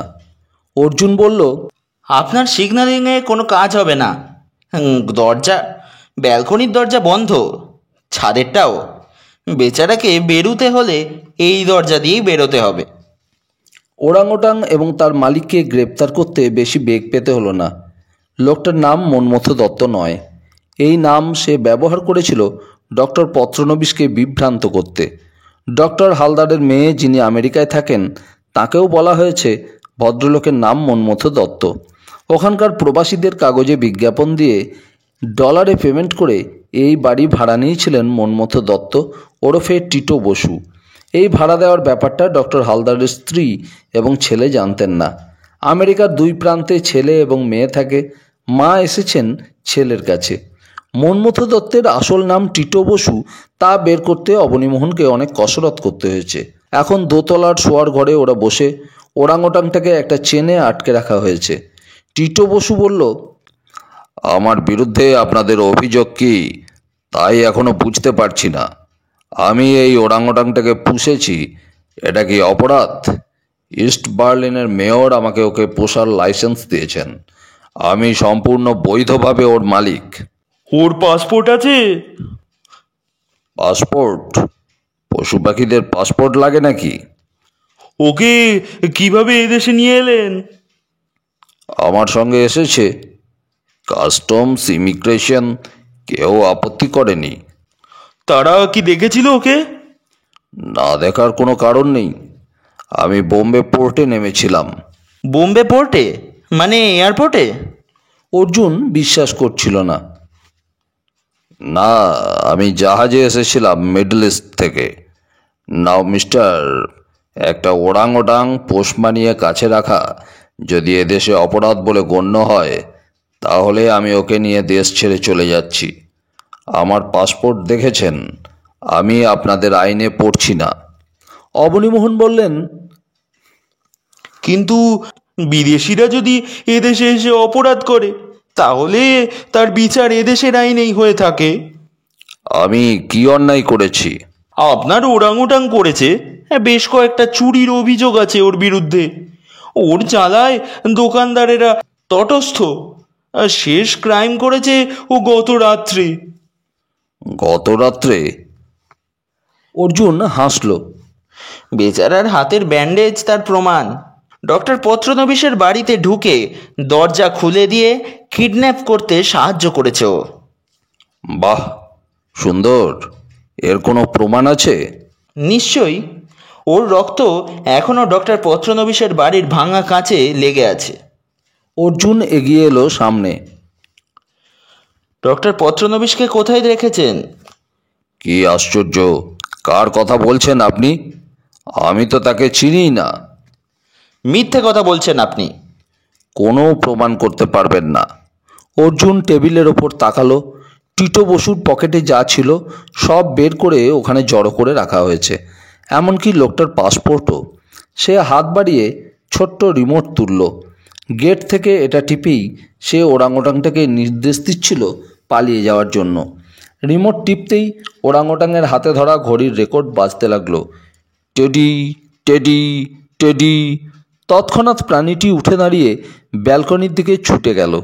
দরজা বন্ধ দেখে কুঁই কুঁই করতে লাগলো। অর্জুন অবনীবাবুকে বলল, চলুন ওকে নিয়ে আজ একটু মর্নিং ওয়াক করে আসা যাক। বলে সে ঘড়িটাকে ওরাংওটাংয়ের হাতে ভালো করে বেঁধে দিল, দিয়ে ব্যালকনির দরজা খুলে দিল। তৎক্ষণাৎ প্রাণীটি দরজা দিয়ে বেরিয়ে দেবদারু গাছে উঠে বসল। অর্জুন এবং অবনীমোহন বাধ্য করল টিটো বসুকে নিচে নামতে। গাড়ি রয়েছে মোড়ের মাথায়। ওরা রাস্তায় নামা মাত্র কমলাপতিবাবু বেরিয়ে এলেন দরজা খুলে। ইন্টারেস্টিং ব্যাপার। আমি এইমাত্র একটা হনুমান জাতীয় প্রাণীকে ও বাড়ির ব্যালকনি থেকে বেরিয়ে আসতে দেখলাম। স্ট্রেঞ্জ। অর্জুন আঙুল তুলে দেবদারু গাছ দেখালো। ওই দেখুন ওকে, খুব ভালো এবং অনুগত ভৃত্য, মালিককে পথ দেখিয়ে নিয়ে যাচ্ছে। ওদের দেখে অবনীমোহনবাবুর ড্রাইভার গাড়ি নিয়ে চলে এলো সামনে। অর্জুন বলল, উঠুন, আমাদের পূর্বপুরুষকে অনুসরণ করা যাক। টিটো বসু আপত্তি করলেন। কি বলতে চাইছেন আপনি? আমার পক্ষে কোথাও যাওয়া অসম্ভব। যদি আমাকে অ্যারেস্ট করতে চান স্বচ্ছন্দে সেটা করে থানায় নিয়ে চলুন, আমি অন্য কোথাও যাব না। অবনীমোহন এবার দাঁতে দাঁত রাখলেন। আপনি যদি কথা না শোনেন তাহলে আপনার এমন ব্যবস্থা নেব যে জীবনে সোজা হয়ে দাঁড়াতে পারবেন না। উঠুন বলছি। একে গাড়িতে তোলো। বলা মাত্র দুজন সেপাই ওকে জোর করে গাড়িতে তুলে নিল। ড্রাইভারের পাশে অবনীমোহন এবং ধারে বসলো অর্জুন। গাছগুলো শান্ত, ওর কোনটায় ওরাংওটাং আছে বোঝা যাচ্ছে না। অর্জুন রিমোট টিপল, সঙ্গে সঙ্গে খানিকটা তফাতের একটা গাছের ডাল নড়ে উঠল আচমকা। তারপর এ ডাল থেকে ও ডালে লাফিয়ে যেতে দেখা গেল ওরাংওটাংটাকে। অবনীবাবুর ড্রাইভারকে নির্দেশ দেওয়া হয়েছিল যতটা সম্ভব স্লথ গতিতে গাড়ি চালাতে, যাতে ওরাংওটাংয়ের পিছনে থাকা যায়। মাঝে মাঝেই প্রাণীটি থেমে যাচ্ছে, তখন রিমোট টিপতে হচ্ছে অর্জুনকে। যে পথ 5 মিনিটে যাওয়া যেত সেটা পার হতে সময় লাগলো 20 মিনিট। যেখানে গাছ নেই সেখানেই মুশকিল হয়েছে। আড়াল থেকে নামতে চায়নি প্রাণীটা সহজে। ক্রমাগত রিমোট টিপে রেকর্ড বাজিয়ে বিরক্ত করে তবে কাজ হয়েছে। অবনীবাবু বললেন, আমরা যে উদয়াচলে চলে এসেছি। উদয়াচল? Tourist bungalow. অর্জুন গাড়ি থামাতে বলল। তারপর অবনীমোহনকে নিচে নামতে বলে খানিকটা তফাতে গিয়ে দাঁড়ালো। অবনীমোহন কাছে এলে সে বলল, আমার বিশ্বাস এই ট্যুরিস্ট লজেই ডক্টর পত্রনবীশকে রাখা হয়েছে। ওই যে সামনে যে গাড়িটা পার্ক করা রয়েছে ওইটাকেই আমি কাল রাত্রে দেখেছি। আপনি আরও পুলিশ আনান, ওরা অ্যাটাক করতে পারে। কথা বলতে বলতে অর্জুন দেখল ওরাংওটাংটা গাছ থেকে নেমে ট্যুরিস্ট লজের বারান্দায় উঠে পড়ল এবং চোখের আড়ালে চলে গেল। অর্জুন সঙ্গে সঙ্গে দৌড়ালো। অবনীবাবু দ্রুত টিটো বসুকে হ্যান্ডক্যাপ পরিয়ে গাড়ির সঙ্গে আটকে সেপাই দুটোকে সঙ্গে নিয়ে অনুসরণ করলেন অর্জুনকে। ট্যুরিস্ট লজের অফিস তখন বন্ধ, লোকজন ঘুম থেকে ওঠেনি। ওরা দোতলায় উঠে দেখল কোণের দিকের একটা ঘরের দরজা খোলা। সেই খোলা দরজা দিয়ে একটা লোক সন্তর্পণে বেরিয়ে আড়াল থেকে নিচে দাঁড়ানো পুলিশের গাড়ি দেখল। তারপরই ঢুকে গেল ভেতরে। অবনীমোহন ইশারায় জানতে চাইলেন এগোবেন কিনা। অর্জুন ইশারায় অপেক্ষা করতে বলল। ওই লোকটাকে বিদেশি বলে মনে হয়েছে তার। তখনই ওরাংওটাংটা বেরিয়ে এলো। ওর ভঙ্গি দেখে মনে হচ্ছিল ভালো করে হাঁটতে পারছে না, কিছু একটা বেঁধে দেওয়া হয়েছে ওর বুকে। বারান্দায় এসে দাঁড়াতে ভেতর থেকে কেউ বোধহয় ওকে কিছু হুকুম করলো। ওরাংওটাং নিচে নেমে গাড়ির দিকে এগোতে লাগলো। এইবার লোকটার গলা পাওয়া গেল। সঙ্গে সঙ্গে দৌড়তে লাগলো প্রাণীটা। গাড়ির ভেতরে ঢুকে পড়া মাত্র প্রচণ্ড আওয়াজে চারধার কেঁপে উঠল। বিস্ফোরণে গাড়িটার অনেকখানি উঠে গেল। দাও দাও করে আগুন জ্বলে উঠল গাড়িতে। অবনীমোহন চিৎকার করে উঠলেন, মাই গড! সঙ্গে সঙ্গে দুজন লোক কোণের ঘর থেকে লাফিয়ে বেরিয়ে পড়ল। নিচে দাঁড়ানো দ্বিতীয় গাড়িটার দিকে তারা ছুটে যেতেই অর্জুন চিৎকার করল, হাল্ট! অবনীমোহন তখন তাঁর রিভলভার বের করেছেন। লোক দুটো একটু ইতস্তত করতে ওরা এগিয়ে গেলেন সামনে। এবার লোক দুটো আবার দৌড়লো গাড়ির ভেতরে ঢোকার জন্য। অবনীমোহন এবার গুলি চালালেন। একটা লোক পড়ে গেল মাটিতে। দ্বিতীয়জন গাড়িতে উঠে ইঞ্জিন চালু করে বিদ্যুৎ বেগে গাড়িটি ঘোরাতে অবনীমোহনবাবু চাকায় গুলি করলেন। সঙ্গে সঙ্গে ফেটে গেল চাকা। আবার নিয়ন্ত্রণ হারিয়ে গাড়িটা গিয়ে ধাক্কা মারল জ্বলন্ত গাড়িতে। একটা আর্তনাদ কয়েক মুহূর্তের জন্য শোনা গেল। ডক্টর পত্রনবীশকে চেয়ারে বেঁধে রাখা হয়েছিল। অর্জুন ঘরে ঢুকে তাকে বাঁধনমুক্ত করতেই তিনি জিজ্ঞেস করলেন, বাইরে কি হয়েছে? অপরাধীরা নিজেদের শাস্তি নিজেরাই ডেকে এনেছে, আর কোনো ভয় নেই। কার্ল কোথায়? কার্ল মানে সেই জার্মান বৈজ্ঞানিক? হ্যাঁ, কার্লই এই প্ল্যানটা করেছিল। ডক্টরকে নিয়ে বাইরে এলো অর্জুন। আহত লোকটা বিদেশি, কিন্তু সে কার্ল নয়। কার্ল গাড়ি নিয়ে পালাতে চেয়েছিল, কিন্তু এখন তার শরীর পুড়ে ছাই হয়ে গিয়েছে। সেই সঙ্গে আরও দুটো পোড়া মৃতদেহ পাওয়া গেল, টিটো বসু ও ওরাংওটাংটার। ডক্টরের কাছে শোনা গেল কার্ল ওই ওরাংওটাংটার বুকে টাইম বোমা বেঁধে পাঠিয়ে দিয়েছিল অর্জুনদের উড়িয়ে দিতে। সেই সকালে ডক্টর পত্রনবিশের বাড়িতে বসে তাঁর মুখে সমস্ত ঘটনা শুনছিলেন পুলিশের বড় কর্তারা। এরকম একটা ঘটনা সমাধান অর্জুনের সাহায্য ছাড়া সম্ভব ছিল না।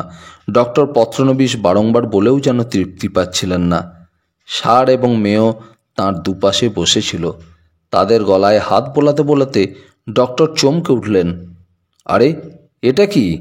এ তো লকারের চাবি। হ্যাঁ, বিশ্বস্ত জায়গায় রেখে দিয়েছিলাম।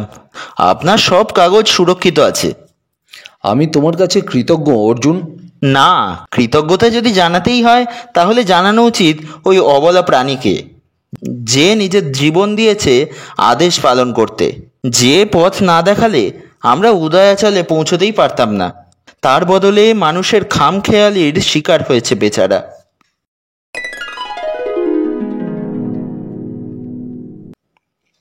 এতক্ষণ শুনছিলেন সমরেশ মজুমদারের লেখা ডিটেকটিভ গল্প লবণ হ্রদ লণ্ডভণ্ড।